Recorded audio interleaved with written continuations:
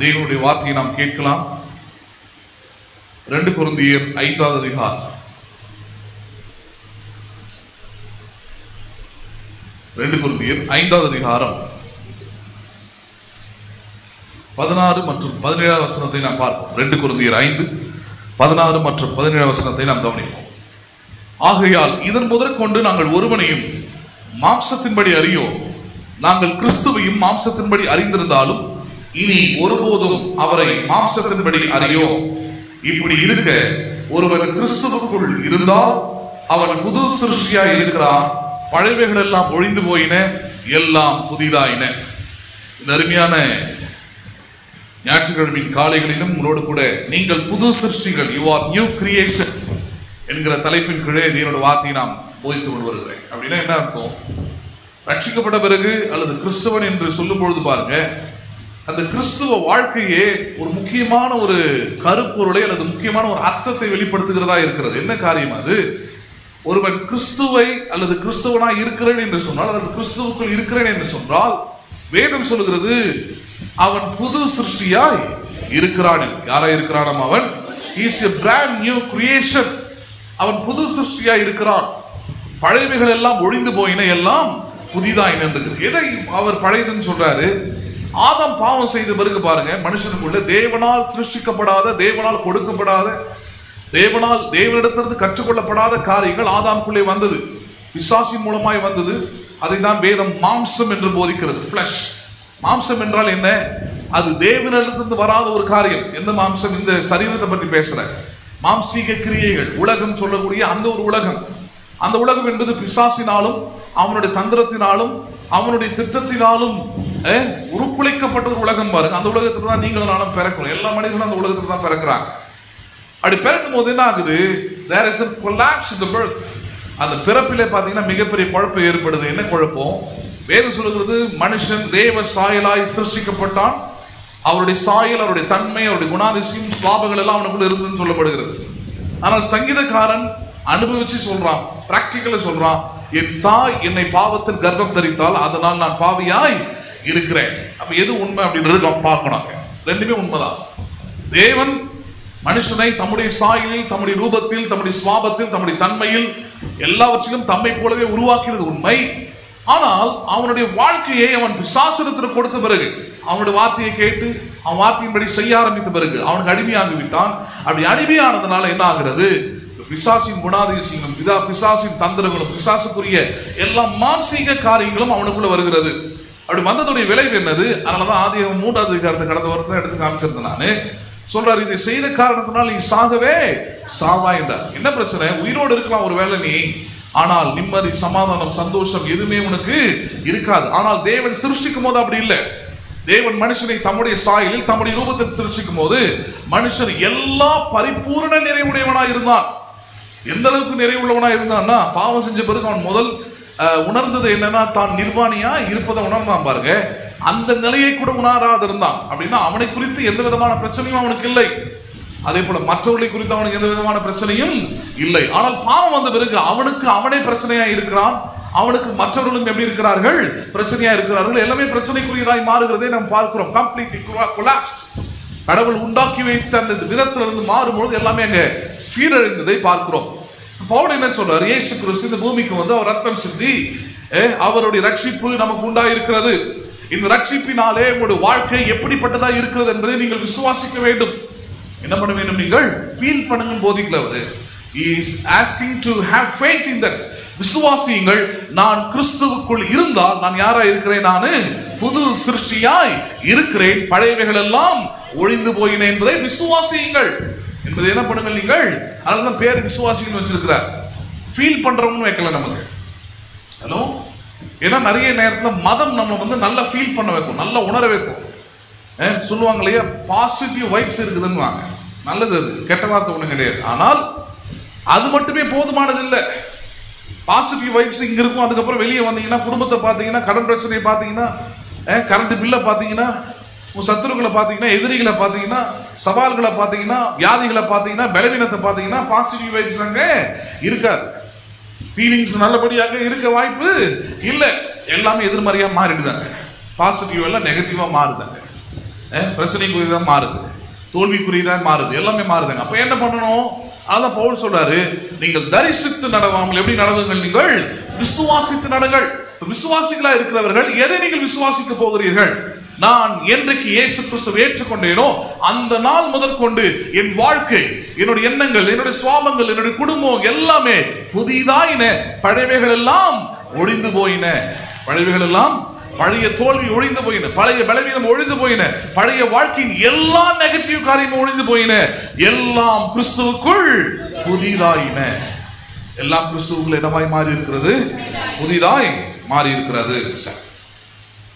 அதுல பவுல் முக்கியமான ஒரு காரியம், அந்த வார்த்தை சொல்றதுக்கு முன்னாடி ஒரு வார்த்தை சொல்றாரு. இனி நாங்கள் ஒருவரையும் மாம்சத்தின்படி அறியோம். ஒருவரையும் என்ன பண்ண மாட்டோம், நாங்கள் மாம்சத்தின்படி அறியோம். அப்படின்னா என்ன சொல்ல வர? நாங்கள் கிறிஸ்துவின்படி பார்க்க போறோம் அவங்கள என்றார். We going to see in the perspective of Christ. என்றால் அதனால தான் இயேசுவையும் கொண்டு வர. நாங்கள் இயேசுவையும் மாம்சத்தோடு பார்த்திருக்கிறோம், இனி அவரையும் எப்படி பார்க்க போவதில்லை? மாம்சத்தின்படி பார்க்க போவது இல்லை என்றார். அப்படின்னா என்ன சொல்ல வர்றாரு? இயேசுவின் உண்மை நிலை என்ன? இயேசு உண்மையாகவே தம்மை எப்படி வெளிப்படுத்தி இருக்கிறார்? இயேசுவின் உண்மையான அடையாளம் என்ன என்பதை பவுல் சொல்றாங்க. என்ன கொண்டு வரார்?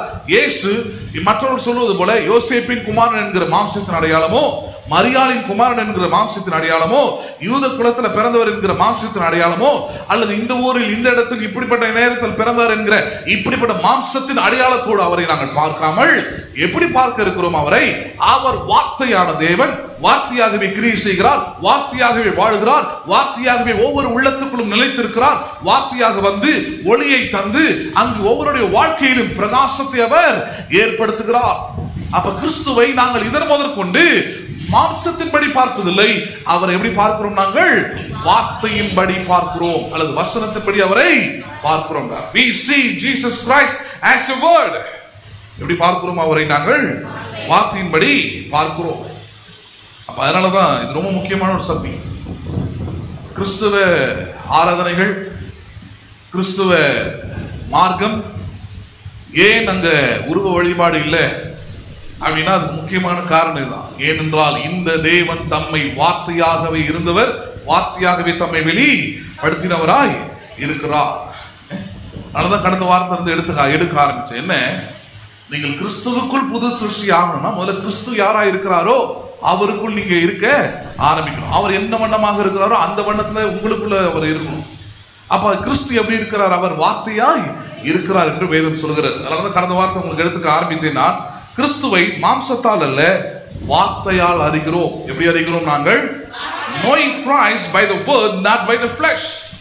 இயேசு கிறிஸ்துவை நாங்கள் மாம்சத்தை கொண்டு அவரை அறிந்து கொள்வதில்லை. எப்படி அறிகிறோம் அவரை? நாங்கள் வார்த்தையை கொண்டு. அவர் யார், அவருடைய வல்லமைகள் என்ன, அவருடைய தன்மைகள் என்ன, அவருடைய குணாதிசயங்கள் என்ன, அவர் எனக்காக இந்த பூமியில வந்து என்ன செய்திருக்கிறார், அவருடைய சிலுவை மரணம் எப்படிப்பட்டது, எல்லாவற்றையும் மாம்சத்தின்படி அல்ல வார்த்தையின்படி அவர் என்ன பண்ணுகிறோம்? நாங்கள் பார்க்கிறோம். எப்படி பார்க்கிறோம்? நாங்கள் அவரை வார்த்தையின்படி பார்க்கிறோம். ஹலோ, பேசுறது புரியுதுங்களா உங்களுக்கு? இன்றைக்கும் இந்த லென்ஸ் சீசன் ஒன்று ஆரம்பிச்சு நடத்திக்கிட்டு இருக்கிற காரியத்தை கொஞ்சம் கவனிச்சுவாங்க. இவர்கள் செய்கிறது எல்லாமே மாம்சத்தின்படியான கிரியைகள். இந்த உலகத்துக்கு அவர்கள் எதை காண்பிக்கிறார்கள்? What they show into this world. உலகத்துக்கு இயேசு சொன்னார், வெளிச்சமா இருப்பீர்கள். எப்படிப்பட்ட வெளிச்சத்தை இந்த உலகத்துக்கு காமிச்சுக்கிட்டு இருக்கிறீங்க? எப்படிப்பட்ட இயேசுவை நீங்கள் காண்பித்துக் கொண்டிருக்கிறீர்கள்? நீங்க பட்டினி அடைந்து, நீங்க சோர்வடைந்து, நீங்க சாப்பிடாம இருந்து, அதுக்கு காரணம் கேட்டவர் அடிச்சுட்டாங்க, அவர் ரத்தம் சிந்த வச்சுட்டாங்க, அவர் நல்லவராக்கும், அவர் எங்களுக்காக கஷ்டப்பட்டார், நாங்க அவருக்காக ஒரு 40 நாள் கஷ்டப்படுறோம். ஹலோ, எக்ஸ்சேஞ்சே வேற மாதிரி மாத்தி விட்டாங்க நம்ம ஆளுங்க. பேசுறது புரியுதுங்களா உங்களுக்கு? நம்ம ஊர்லலாம் ரொம்ப ஃபெமிலியரான ஒரு விஷயம் இல்லையா? பழைய பொருள்லாம் போட்டு ஏதாவது நல்ல பொருளாக என்ன பண்ணுங்க நீங்க எடுத்துக்கங்கன்னு சொல்லுவாங்களே. இங்க கதையை வேற மாதிரி ஆயிடுச்சு. இவங்க இப்போ பழைய பாவம் அக்கிரமம் எல்லாத்தையும் மீறுதல் எல்லாத்தையும் அவர் சுமந்து கொண்டு அவருடைய நீதியை, அவருடைய பரிசுத்தத்தை அதெல்லாம் கொடுத்துருக்காரு எடுத்துக்குப்பாங்க. இவங்க என்ன பண்றாங்க? பழைய பொருள்லாம் போட்டு அவங்ககிட்ட இருக்கிற ஓட்ட உடச்சல்லாம் வாங்கி வச்சிருக்கிறாங்க. அதுக்கு எக்ஸ்சேஞ்சே பண்ணாம இருக்கலான்றாங்க. அதுக்கு நீ கிறிஸ்துவுக்குள்ள கிறிஸ்துவனாவோ வாழாமையே இருந்திருக்கலாமே. கிறிஸ்துவுக்குள் இருந்தால் நீ யாரா இருக்கிறாய்? நீ புது சிருஷ்டியா இருக்கிறாய் என்பதை தான் நீ விசுவாசிக்க வேண்டும். அப்ப அதுக்கு தடையா இருப்பது எது? இப்படிப்பட்ட சத்தியத்தை அறியாமல் இருப்பதா? இப்படிப்பட்ட சத்தியத்தை கேட்காமல் ஏதோ சில சுவிசேஷங்களை கேட்டுக்கொண்டு ஏதோ சில தேவையில்லாத காரியங்கள் எல்லாம் சபையில போயிட்டு அறிந்து கொண்டு வருவதோடைய பிரச்சனை தான் அது. பேதுரு கடந்த வார்த்தை சொன்னதை நான் எடுத்து காமிச்சேன். நாங்கள் தந்திரமான கட்டுக்கதைகளை போதிக்கிறவர்களாக இராமல் அவருடைய மகிமையை கண்ணார கண்டவர்களாகவே இருந்தோம். ஆனாலும் அதிக உறுதியான தேவனுடைய வசனம், தீர்க்கதரிசன வசனம் நமக்கு உண்டு. அதை கவனித்திருப்பது நமக்கு நலமா இருக்கும் என்று சொல்றார். அதை கவனித்திருப்பது எப்படி இருக்கும்? அது நம்ம நினைக்கிறோம் சர்ச்சில் வசனம் தாங்க போதிக்கிறாங்க, அது தாங்க பிரச்சனை. அது பிரச்சனை இல்லை. வசனத்துல சத்தியம் இருக்குதான் தான்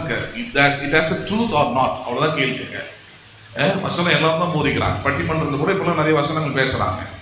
அதனால அது ஆலயம் ஆயிடுமா, அது பிரசங்கம் ஆயிடுமா, அது கடவுளுடைய வார்த்தை ஆயிடுமா? இல்ல, அவருடைய வார்த்தையுடைய தன்மை என்னது? சத்தியத்தினால் நிறைந்தவராய் வசனம். எப்படி நிறைந்தவராய்? அவர் சத்தியத்தினால் நமக்குள்ள நிறைந்தவராய் இருக்கிறாரா?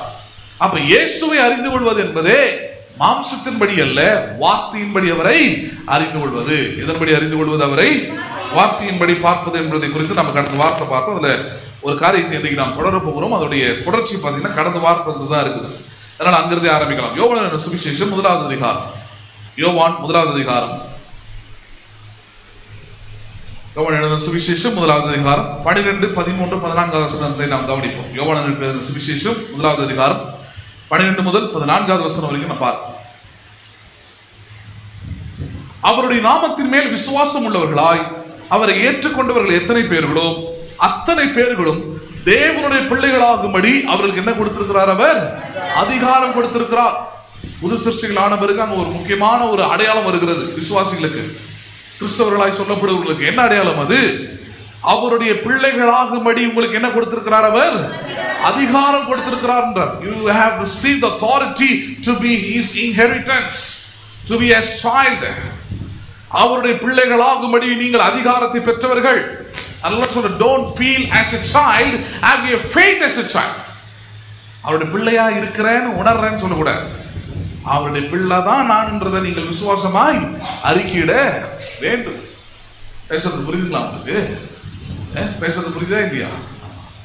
பிள்ளைங்களை நீங்க எப்படி உங்களை கூப்பிடணும், எப்படி அவங்க உங்ககிட்ட அணுகணும்ன்ற ஒரு முறையை வச்சிருப்பீங்க. புரியுதுங்களா உங்களுக்கு? ஆமா, பிள்ளைங்க நீ தான் எனக்கு அம்மாவா இருப்பாயோ தெரியலையே, அம்மா மாதிரி இருக்கிற அப்படின்னு சொன்னா உங்களுக்கு எப்படி இருக்கும்? ஒரிஜினல் அம்மா நீங்க தான், ஆனா உங்ககிட்ட வந்து நீங்க எப்படி இருக்கிறீங்க? நீங்க அம்மா மாதிரி இருக்கிற அப்படின்னு சொன்னா 2 போர்டு போட்டு அம்மா மாதிரி இல்லடா, நாம யாரு உனக்கு ஒரிஜினல் அம்மா. அதுதான் ஆண்டவர் சொல்றார். பிள்ளை மாதிரி இல்லை. இல்லை, என்னைக்காவது ஒரு நாள் பிள்ளைகள் ஞாபகப்படுத்துறது இல்லை. பிள்ளையாய் ஆகும்படி அதிகாரத்தை கொடுத்திருக்கிறேன். அதனால முதலாவது அதை எடுத்துக்கொள். நான் அவருடைய பிள்ளை ஆகிவிட்டேன், நான் அவருடைய பிள்ளையாகிவிட்டேன், பிள்ளையாக இருக்கிறேன். Nothing will change. மார்க் கம்மியாகணும், அது சேஞ்ச் பண்ணாது. கடந்த வாரம் சொன்னோம் இல்லையா, சோசியல் சயின்ஸ் டீச்சருடைய பையன் சோசியல் சயின்ஸ் 0 எடுக்கிறான். கெட்ட பேர் தான் அம்மாவுக்கு, தப்பு கிடையாது. அந்த டீச்சருக்கு கெட்ட பேர், அம்மாவா இருக்கிறவங்களுக்கு கெட்ட பேர் தான். ஆனா மார்க் கம்மியானதுனாலயோ இவன் ஃபெயில் ஆனதுனாலயோ அந்த உறவு என்ன பண்ணிடாது, அங்கிருந்து போய்விடாது. என்ன பண்ணாது, அங்கிருந்து போய்விடாது. அதே போலதான் நமக்குள்ள பிரச்சனை இருக்கலாம், நமக்குள்ள பாவம் இருக்கலாம், நமக்குள்ள தேவனுக்கு விருப்பம் இல்லாத பல காரியங்கள் இருக்கும். பர்ஃபெக்டா எல்லாம் சரியாயிடுச்சுன்னு சொல்ல முடியாது. நிறைய காரியங்கள் மாற வேண்டியது இருக்குது. ஆனால் அந்த இம்பர்ஃபெக்ஷன் இருக்கிறதுனாலேயே, புரியுதுங்களா உங்களுக்கு? தகுதியற்ற காரியங்கள் அல்லது நேர்மையற்ற காரியங்கள் அல்லது எனக்குள்ள இருக்கிற சில பலவீனங்கள் அல்லது பாவங்கள் இருப்பதனாலே நான் தேவனுடைய பிள்ளை இல்லை என்று சொல்வதற்கு யாருக்கு என்ன கிடையாது? அதிகாரம் கிடையாது. அவருடைய நாமத்தை ஏற்றுக்கொண்டவர்கள் எத்தனை பேர்களோ அத்தனை பேர்களும் அவருடைய பிள்ளைகள் ஆகும்படி என்ன பண்ணியிருக்கிறாரா? அதிகாரம் கொண்டு. விசுவாசம் உள்ளவர்களா, இந்த வார்த்தை ரொம்ப முக்கியம். அவர் நாமத்தின் மேல் விசுவாசம் உள்ளவர்களாய் அவரை ஏற்றுக்கொண்டவர்கள் எத்தனை பேரும். அப்ப பிரச்சனை எங்க இருக்குது? கேள்வி எங்க இருக்கிறது? நீங்கள் அவருடைய நாமத்தை விசுவாசித்து ஏற்றுக்கொள்ளுகிற அந்த மனப்பக்குவம், அந்த விசுவாசம், அந்த நம்பிக்கை உங்களுக்குள்ள இருக்கிற வரைக்கும் நீங்கள் யாராகவே இருக்கிறீர்கள்? நீங்கள் தேவனுடைய பிள்ளைகளாகவே இருக்கிறீர்கள். யாராகவே இருக்கிறீர்கள்? நீங்கள் பேசுறது புரியுதுங்களா? மிகப்பெரிய குற்றவாளியா இருக்கலாம், ஜெயில் கைதியா இருக்கலாம், ஜெயில தண்டனை அனுபவிக்கலாம். ஆனாலும் அவர் நாமத்தின் மேல் விசுவாசம் உள்ளவனா இருந்தால் அவன் யாராகவே இருக்கிறான்? அவன் தேவனுடைய பிள்ளையாகும்படி அவனுக்கு அதிகாரம் கொடுக்கப்பட்டிருக்கிறது. சொசைட்டி ஒன்று அதிகாரம் கொடுக்காம இருக்கலாம். சொசைட்டி ஒன்று அவனுக்கு வேற ஒரு இமேஜ், வேற ஒரு உருவத்தை அவனுக்கு கொடுக்கலாம். ஆனால் வேதம் அவனுக்கு வேற ஒரு இமேஜை கொடுக்கிறது. அவருடைய நாமத்தை விசுவாசித்து ஏற்றுக்கொண்டவர்கள் எத்தனை பேரோ அத்தனை பேரும் அவருடைய பிள்ளைகள் ஆகும்படி அவருக்கு அதிகாரம் கொடுத்திருக்கிறார். அடுத்த வாரம் அதெல்லாம் பார்க்கலாம். பிள்ளைகள் ஆகும்படி அதிகாரம் கொடுத்திருக்கிறார். ஆனால் இதுல முக்கியமான சில விஷயங்களை கவனிச்சு. என்னது அது? அவர்கள் ரத்தத்தினாலாவது, 13வது வசனம், அவர்கள் ரத்தத்தினாலாவது மாம்சத்தினாலாவது புருஷனுடைய சித்தத்தினாலாவது பிறவாமல். ஹலோ, இந்த புது சிருஷ்டியின் அனுபவம் அல்லது இந்த புது வாழ்க்கை, இந்த மறுபிறப்பு என்கிற இந்த கிறிஸ்துவ வாழ்க்கை என்பது நல்லா புரிஞ்சிக்க வேண்டிய ஒரு சத்தியம். ஏன்னா உங்களுக்கு குழப்புவதற்கு பல நபர்களும் பல கிறிஸ்தவர்களும் வெளியே அந்தி கிறிஸ்துவர் சுத்திக்கிட்டே இருக்கிறானுங்க. அவர்களுக்கு முன்பதாக போய் நீங்க தலை குனிஞ்சோ முகம் கோணியோ நிற்க கூடாது. தைரியமாய் சத்தியத்தை அறிந்து கொண்டால் தைரியமாக நீங்கள் பேச முடியும். தைரியமா அவருடைய பொய்களை உடைக்க முடியும். என்ன சத்தியம் அது? அவர்கள் ரத்தத்தினாலாவது, அதாவது யாரை சொல்கிறாரு? அவர்கள் பிள்ளைகளாகும்படி அதிகாரம் கொடுத்திருக்கிறாரு. இயேசுவின் பிள்ளைகளா இருக்கிறவர்கள் இன்னைக்கு எப்படி இயேசுவின் பிள்ளைகளா இருக்கிறார்கள் என்றால் அந்த அடையாளம் என்பது ரத்தத்தினாலாவது மாம்ச சித்தத்தினாலாவது புருஷனுடைய சித்தத்தினாலாவது அது பிறவாமல். என்ன சொல்ல வராது? ரத்த சம்பந்தம், அதாவது ஆபிரகாமின் சந்ததி அப்படின்றதுனாலே அவன் ஆண்டோடைய பிள்ளை அப்படின்னு கிடையாது. அப்படி வரவில்லை ஆண்டோட பிள்ளைன்றது. அடுத்தது சொல்றாரு மாம்ச சித்தத்தினாலாவது. என்ன சித்தம் அது? மாம்சீகமான சில அடையாளங்களை சொல்றாங்க இல்லையா, இந்த ஜாதி இந்த பொறுப்பு அது இதுன்னு. அந்த சித்தமும் இல்லைன்றார். அந்த சித்தமும் அங்க இல்ல. யூத குலம், அந்த குலம், இந்த குலம் அதுவும் இல்லை. வெளிநாட்டு தெய்வம் அதுவும் இல்லை. மூன்றாவது ரொம்ப முக்கியமான ஒரு விஷயம், ஒரு குழந்தை பிறக்கிறதுக்கு புருஷனுடைய சித்தம். யாருடைய சித்தம் அது? புருஷனுடைய உதவி இல்லாம, புருஷனுடைய காரியம் இல்லாம அங்க பிள்ளை பிறப்பது இல்ல. சொல்றாரு புருஷனுடைய சித்தமும் இல்லை இந்த பிறப்பு என்பது. இந்த புது சிருஷ்டியின் அனுபவம் என்பது இதுக்கும் மாம்சத்துக்கும் ரத்தத்துக்கும் புருஷ சித்தத்துக்கும் சம்பந்தம் இல்லை. அப்ப எப்படி பிறந்தீங்க நீங்க? புருஷன் இல்லாம, ரத்த சம்பந்தம் இல்லாம, மாம்ச சித்தம் இல்லாம, then how you have been born again? எப்படி நீங்கள் மறுபடியும் பிறந்தவர்கள்? எப்படி நீங்கள் புது சிருஷ்டிகள் என்றால் அதுக்கு தான் பதில் அவங்க கொடுக்கிறார். பிறவாமல் அவர்கள் தேவனாலே பிறந்தவர்கள். யாராலே பிறந்தவர்கள் அவர்கள்? அதுதான் நீ கவனிக்க போறோம். We are born of God. யாரால் பிறந்தவர்கள்? நீங்களும் நானும் கிறிஸ்துவுக்குள் இருக்கிறவர்கள். யாரால் பிறந்தவர்கள்? தேவனால் பிறந்தவர்கள். ஹலோ, அவர்களே கிறிஸ்தவர்கள். புரியுதுங்களா உங்களுக்கு? 4 சந்ததியா நான் சிஎஸ்சி சபையில் இருக்கிறேன். எத்தனை பேர் நான் பார்த்துருக்குறேன் அந்த மாதிரி அரவையக்காடுங்களா அப்பாய் பக்கத்து ஒரு ஆள் எவனா ரட்சிக்கப்பட்டு புதுசாக இருக்கும், அவனை வச்சுட்டே சொல்லுவாங்க இவன மாதிரி நடுவில் வந்தவன் இல்லை. நான் இவனை மாதிரி நடுவில் வந்தவன் இல்லை. நான் 4 தலைமுறையாக நாங்கள் சர்ச்சில் இருக்கிறோம். அதை தான் இங்கே சொல்றாரு. 4 தலைமுறையா மாம்ச சித்தம், ரத்தம், புருஷ சித்தம். இதனால நீ யாரா மாற முடியாது. தேவனுடைய பிள்ளையை அந்த சொல்லிக்க முடியாது. தேவனுடைய பிள்ளை என்றால் அவன் தேவனாலே பிறந்தவன். யாராலே பிறந்தவன் அவன்? சொல்லுங்களேன். தேவனுடைய வித்து அவனுக்குள்ள இருக்கிறது. தேவனால் அவன் பிறந்தவன். புரியுதுங்களா உங்களுக்கு? புரியுதுங்களா இல்லையா? எப்படி ஒரு ஆணை காண்பித்து இந்த ஆணால் இந்த பிள்ளை பிறந்தவன், இந்த ஆணால் இந்த குழந்தை உண்டாச்சுன்னு சொல்றோமோ அதே போல ஒரு விசுவாசி, ஒரு கிறிஸ்தவன் எப்படி அவன் கிறிஸ்தவனா இருக்கிறான், எப்படி அவன் தேவனுடைய பிள்ளையா இருக்கிறான், அவன் தேவனாலே பிறந்தவனா இருக்கிறான். இந்த வாழ்க்கை யாரால உண்டா கொடுக்கப்பட்டிருக்கிறது? அது சொல்லுங்க, தேவனாலே கொடுக்கப்பட்டிருக்கிறது. எப்படி அந்த தேவனாலே பிறந்தவர்கள் அது சும்மா மேலோட்டமா எடுத்து போயிட முடியுமா? அது எல்லாரும் தானே சொல்றாங்க. எல்லாம் கடவுளுடைய பிள்ளைங்க தான்றாங்க இல்லையா? உலகத்துல எல்லாம் யாருடைய பிள்ளைங்க தான்? கடவுளுடைய பிள்ளைங்க தாங்க. எல்லாம் தேவனால பிறந்தவங்க தான்ற மாதிரி பேசிடுறாங்க. அது உண்மையா? அது சாத்தியமா? அப்படிப்பட்ட ஒரு அடிப்படையான விஷயத்தை தான் பைபிள் போதிக்கிறதா? இல்ல. அடுத்த வார்த்தை வந்து பாயிண்ட் வந்துருவாங்க. எப்படி அந்த வார்த்தை மாம்சமாகி, அந்த வார்த்தை எப்படி ஆகியது? மாம்சமாகி. இயேசு சொல்றாரு, இயேசு வார்த்தையா இருந்தவர் என்பதுதான் அவருடைய அடையாளம். எப்படி இருந்தவர் அவர்? சொல்லுங்க. இயேசுடைய தொடக்கம் என்பது மரியாதை கொண்டு, மரியாதையில் இருந்து ஆரம்பிக்கவில்லை. இயேசு மரியாதைக்கு முன்பதாகவே மாம்சமாகத்தான் இருந்தவர். எப்படி இருந்தவர் அவர்? மன்னிக்கும், வார்த்தையாக இருந்தவர். He is word before he became as flesh. வார்த்தையா இருந்தவர் இன்னைக்கு யாராய் மாறினார்? ஏற்ற காலத்தில் யாராய் மாறினார் அவர்? மரியாதையின் மகனாக மாம்சமாக அவர் மாறினார். அடுத்து சொல்றாரு பாருங்க, கிருபையினாலும் சத்தியத்தினாலும் நிறைந்தவராய். இப்ப இந்த பிரசன்ட் ரைட் நவ இப்ப இயேசு கிறிஸ்து எப்படி இருக்கிறார்னு சொல்றார். கிருபையினாலும், அடுத்த வார்த்தை வருது பாருங்க, சத்தியத்தினாலும். வெறும் வார்த்தை மட்டும் இல்ல, வார்த்தைக்குள்ள இருக்கிற சத்தியத்தினாலும், வார்த்தைக்குள்ள இருக்கிற உண்மையினாலும். அப்ப சொல்றார், கிருபையினாலும் சத்தியத்தினாலும் நிறைந்தவராய் நமக்குள்ளே வாசம் பண்ணினார். எங்க வாசம் பண்ணினார் அவர்? அப்ப அங்கதான் பாயிண்ட். ஒருவன் கிறிஸ்துவுக்குள் இருப்பதுன்னா என்ன? தேவனுடைய கிருபையினாலும் சத்தியத்தினாலும் நிறைந்தவனாய் இருப்பவனே கிறிஸ்துவுக்குள் இருப்பவன். அவனை புது சிருஷ்டியாய் இருக்கிறவன். அவனை பழையவைகள் எல்லாம் ஒழிந்து எல்லாம் புதிதான மனுஷனாய் இருக்கிறான். பேசுறது புரியுதுங்களா உங்களுக்கு? நான் போய் சர்ச்சில் போய் உட்காந்து வந்துட்டேன், எனக்கு ஒரு 4 அதிகாரம் தெரியும், 4 பைபிள் தெரியும், பைபிளை 10 முறை கரைச்சி குடிச்சிருக்கிறேன்னா இருக்கும், 20 முறை படிச்சு முடிச்சிருக்கிறேன், அதெல்லாம் அந்த பாயிண்ட் கிடையாது, அதெல்லாம் வேல்யூ கிடையாது. அதெல்லாம் எந்த விதமான பிளஸிங்கும் கொண்டு வர போறது, எந்த விதமான கடவுளோடு கூட இருக்கிற ஐக்கியத்தை உறவு அது கொண்டு வர போவது இல்லை. எதை கொண்டு வர்றாங்க? தேவன் இன்னைக்கு உனக்குள்ள வாசம் பண்றாம வாசம் பண்ணுகிறார். தேவன் உனக்குள்ள எப்படிப்பட்ட தன்மையோட வாசம் பண்ணுகிறார்? கிருபையும் சத்தியமும் நிறைந்தவராய் உனக்குள்ளே இருக்கிறார். கிருபைனா அவருடைய பேர் அன்பு. தகுதி இல்லாதவர்கள் இருந்து அவர் காண்பித்த பேர் அன்பாய் உனக்குள்ளே வாசம் பண்ணுகிறார். இரண்டாவது, சத்தியத்தினால் வாசம் பண்ணுகிறார். எப்படி வாசம் பண்ணுகிறார்? அவர் சத்தியத்தை அறிவில் சத்தியம் உங்களை விடுதலையாக்க சொல்லுகிறது.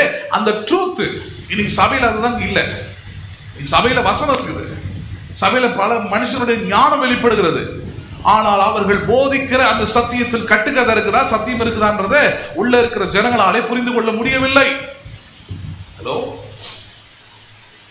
பேசுறது புரியுதுங்களா உங்களுக்கு?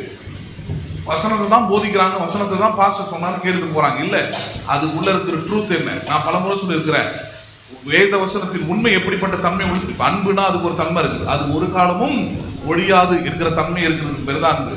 அதே போல தேவனுடைய வார்த்தைக்கு ஒரு தன்மை இருக்கிறது. என்னது அது? இயேசுவே பல இடத்துல பல முறை சொல்லி இருக்கிறாரு, வானமும் பூமியும் ஒழிந்தாலும் என் வார்த்தை ஒருபோதும் ஒழியாது.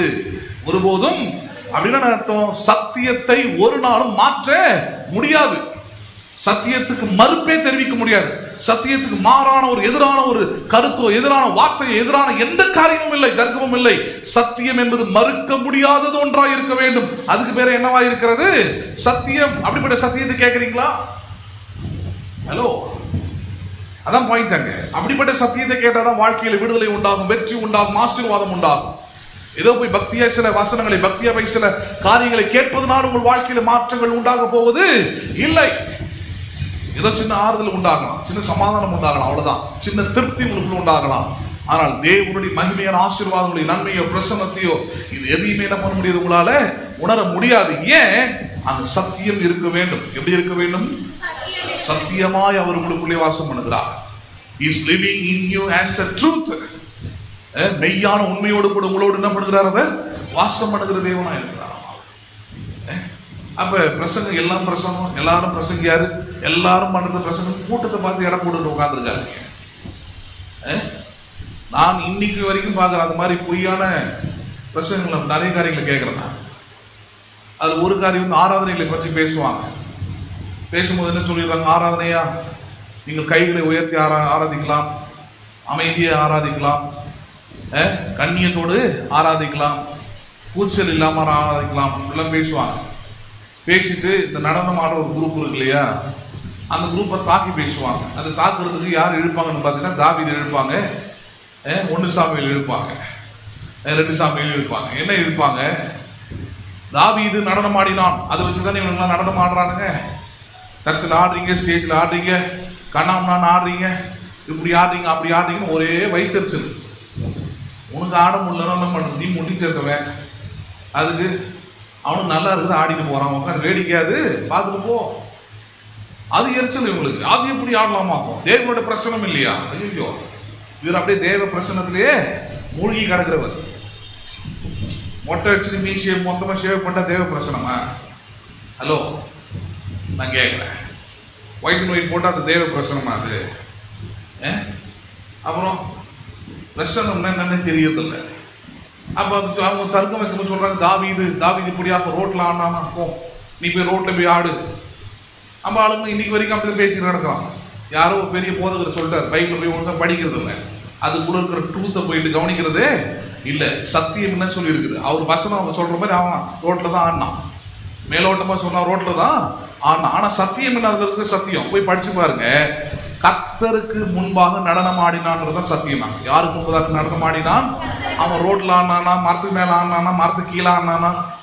ஹலோ, அதெல்லாம் பாயிண்ட் கிடையாதுங்க. யாருக்கு முன்பாக ஆடுறான்றதாங்க பாயிண்ட். புரியுதுங்களா அவங்களுக்கு? சத்தியம் என்ன? அதை சொல்ல மாட்டான். அதை சொன்னா அவனுக்கு தெளிவாயிடுவான். இது பழம் தின்னு இங்கே கொட்டை போட்டு முளைச்சிருக்குது, இதே மாதிரி பல பழம் செஞ்சு கொட்டை போட்டு முளைச்சி எக்கச்சக்கமா ஊர் ஃபுல்லா பரவி கிடக்குது. அங்கதான் கூட்டம் போய் ஜெயிச்சேன்னு விழுந்து உட்காந்துக்கிட்டு இப்படிப்பட்ட சத்தியங்களை கேட்டுட்டு உட்காந்துருக்குது. எங்களுக்கு கிறிஸ்தவத்துக்கு சம்பந்தம் இல்லை அப்படின்னு தான். எங்களுக்கு ஜான் ஜபராஜுக்கு சம்பந்தம் கிடையாது, எங்களுக்கு இந்த ஆர்டர் குரூப்புக்கும் சம்பந்தம் கிடையாது, அவங்களாம் கிறிஸ்தவங்களே கிடையாது. ஆடுறவன் யாரும் கிடையாது, கிறிஸ்தவனே கிடையாது, கத்துறவன் கிறிஸ்தவனே கிடையாது. சினிமா தியேட்டரா சபை என்பது? ஐயோ, சபை என்பது கட்டணங்க, அவ்வளவுதாங்க. இது என்னது? இது நீங்கள் தான் தேவனுடைய ஆலயம் வசனம். நீங்கள் தான் யாரு? ஒரு ஆராதிக்க வரதுனால இந்த கட்டணத்தை மேன்மைப்படுத்துறோம், அதுக்கு ஒரு மதிப்பு கொடுக்குறோம், அதுக்கு தேவையான சில அலங்காரங்களை செய்யறோம், அவ்வளவுதான். கடவுளே இந்த தூளியும் துருமுலையும் தான் இருக்கிறாருன்னா வெளியே போயிடு. பைபிள் வச்சு பிரசங்கம் பண்ணாங்க. பைபிளை வச்சுக்கிட்டு நான் உங்களுக்குள்ளே வாசம் பண்ணி உங்களுக்குள்ளே உலாவி உங்கள் தேவனாய் இருப்பேன் என்று சொல்லுகிறபடி இருக்குது. கடவுள் எங்க வாசம் பண்றாரு, எங்க இருக்கிறார்? அப்ப அதுதான் சொல்றேன், வசனத்தை தெரிஞ்சுக்கிறது இல்ல. யாரோ பிரசங்கத்தை கேட்டுட்டேன் அதனாலே வாழ்க்கை மாறுவதில்லை. நீங்கள் கேட்ட கடவுளுடைய வார்த்தைக்குள் இருக்கிற சத்தியத்தை குறித்த அறிவு. எதை குறித்த அறிவு? The knowledge about the truth. சத்தியத்தை அறிந்து கொள்ளும் பொழுதுதான் சத்தியம் உங்களை விடுதலையாகும். அதே வார்த்தை இன்னொரு இடத்துல போடப்படுகிறது, குமாரன் உங்களை விடுதலையாக்கினால் நீங்கள் மெய்யாகவே விடுதலையாவீர்கள். எந்த குமாரன்? வார்த்தையாய் இருக்கிற குமாரன், சத்தியமாய் இருக்கிற குமாரன். அந்த குமாரனை பற்றி தான் இங்க சொல்றாரு. அவர் கிருபையினாலும் சத்தியத்தினாலும் நமக்குள்ளே நிறைந்தவராய். யாருக்குள்ளே நிறைந்தவராய்? அவர் நமக்குள்ளே. தேவன் வாசம் பண்றாரா? நமக்குள்ளே தேவன் இருக்கிறாரா? அவர் எனக்குள்ள இருப்பதனால நான் புது சிருஷ்டியா? அவர் எனக்குள்ள இருப்பதனால பழையவைகள் எல்லாம் ஒழிந்து போன எல்லாம் புதிதாயினவா? அப்ப எனக்குள்ளே அவர் எப்படிப்பட்ட தன்மையோடு இருக்கிறார்? கிருபையினாலும் சத்தியத்தினாலும் நிறைந்தவராய் இருக்கிறார். எதனால் நிறைந்தவராய் இருக்கிறார்? அப்ப நீங்க எடை போட வேண்டியது கிறிஸ்தவர்களை எதை வச்சு? சத்தியத்தை வச்சுதான். எதை வச்சு எடை போடணும்? நீங்க by truth, not by words. வசனத்தை வச்சு இல்ல, அவங்களுடைய மாம்சத்தை வச்சு இல்ல, அவங்களோட ரத்தத்தை வச்சு இல்ல, புருஷ சித்தத்தை வச்சு இல்ல. எதை வச்சு எடை போடணும்? அவங்களே அவருடைய ட்ரூத்தை பத்தி, சத்தியத்தை எந்த அளவுக்கு அறிந்து வைத்திருக்கிறார்கள், எப்படிப்பட்ட சத்தியத்தை உள்ளவர்களாக இருக்கிறார்கள். பேசுறது புரியுதுங்களா உங்களுக்கு? இல்லைன்னா ஏமாந்து போயிடுவீங்க உலகத்துல. நீங்க வாழ்க்கையில நான் நடைமுறை வாழ்க்கை பத்தி பிரசங்கம் பண்ணிட்டு இருக்கிறாரு. சத்தியம் தெரியாம நீங்க வேற எதுவும் உபதேசத்தை கேட்டு வாழ்ந்துகிட்டு இருந்தீங்கன்னா, பிரசங்கத்தை கேட்டு வாழ்ந்தீங்கன்னா, வாழ்க்கையில தேவன் ஏற்படுத்தி வைத்திருக்கிற சந்தோஷம், சமாதானம், ஆசீர்வாதம், நன்மை, கிருபை எல்லாத்தையும் தொலைச்சு போயிடுவீங்க. கல்யாணத்துக்கு ஒரு வாட்டி என் தங்கச்சிக்கு அந்த மாப்பிள்ளை பார்க்கறதுக்கு ரெசியூம் அனுப்புவாங்க பாருங்க. ஒரு வாட்டி ரெசியூம் என் மெயிலுக்கு தான் வரும். அது வாட்டி ஒரு வாட்டி எங்கள் அப்பா பிரிண்ட் அவுட் பண்ணி, நான் கவனிக்கல, பிரிண்ட் அவுட் பண்ணி கொடுத்துட்டு அவர் எங்கிட்ட எடுத்துட்டு காமிச்சார். அந்த மாப்பிள்ளை போட்டிருந்தார், எந்த சபை எல்லாமே போட்டுட்டு சொல்லியிருந்தார் பாருங்க, நகை அணியாத பெண்ணாக இருக்க வேண்டும், நகை அணியாத மணப்பெண்ணிடம் எதிர்பார்ப்பு அப்படின்னு போட்டு வச்சிருக்கிறார் பிராக்கெட்ல. நகை அணியாத பெண்ணாக இருக்க வேண்டும், அப்புறம் எல்லா ஆராதனைகளிலும் கலந்து கொள்கிறவர்களாக இருக்க வேண்டும், இதெல்லாம் போட்டு வச்சிருந்தார் லிஸ்ட். சரி, இந்த முதல்ல நகை அணியாதவர்களாக இருக்க வேண்டும் சொல்லியிருக்கிறானே, இது என்ன விஷயம் முதல்ல? ஏன்னா நான் அப்பதான் என் தங்கச்சிக்கு நகை போடுறது எவ்வளவு முக்கியம், நகை தேவை எப்படி சொல்ல போனா, அவளுக்கு அந்த டைம்ல தான் காதை குத்துறேன். 25-24 வயசுல தான் கல்யாணத்துக்கு கொஞ்ச நாளைக்கு முன்னாடி தான் போய் காதை குத்துறேன்னா, நான் தான் ஸ்மார்ட்ல கொண்டு போயிட்டு காதை குத்துறேன். எங்க அப்பா சொன்னார், இந்த மாதிரி வேலை எல்லாம் பண்றியடா அப்படின்னு. வேற என்ன பண்ணுவாங்க? இல்லடா வெளியே பாஸ்டர்ஸ்லாம் ஒரு மாதிரி பேசுவானுங்க, பார்த்தா சந்திரனுடைய பொண்ணு பாரு நகையை போட்டுக்கிட்டு பேசுறவன அப்படி கூட்டிடுவான், அவனையும் காதை குத்தி விட்டுருவோம், தப்பு கிடையாது. நகையை தூக்கி காதில் மாட்டோம்னா ஓட்டையை போட்டு தான் ஆகணும். முடி நீட்டமாக இருந்தால் சீப்பு வாங்கி தான் ஆகணும். ஹலோ, பேசுறது புரியுதா இல்லையா? நீ வழுக்க மாட்டியா இருந்தா அதுக்கு நான் என்ன பண்ணுறது?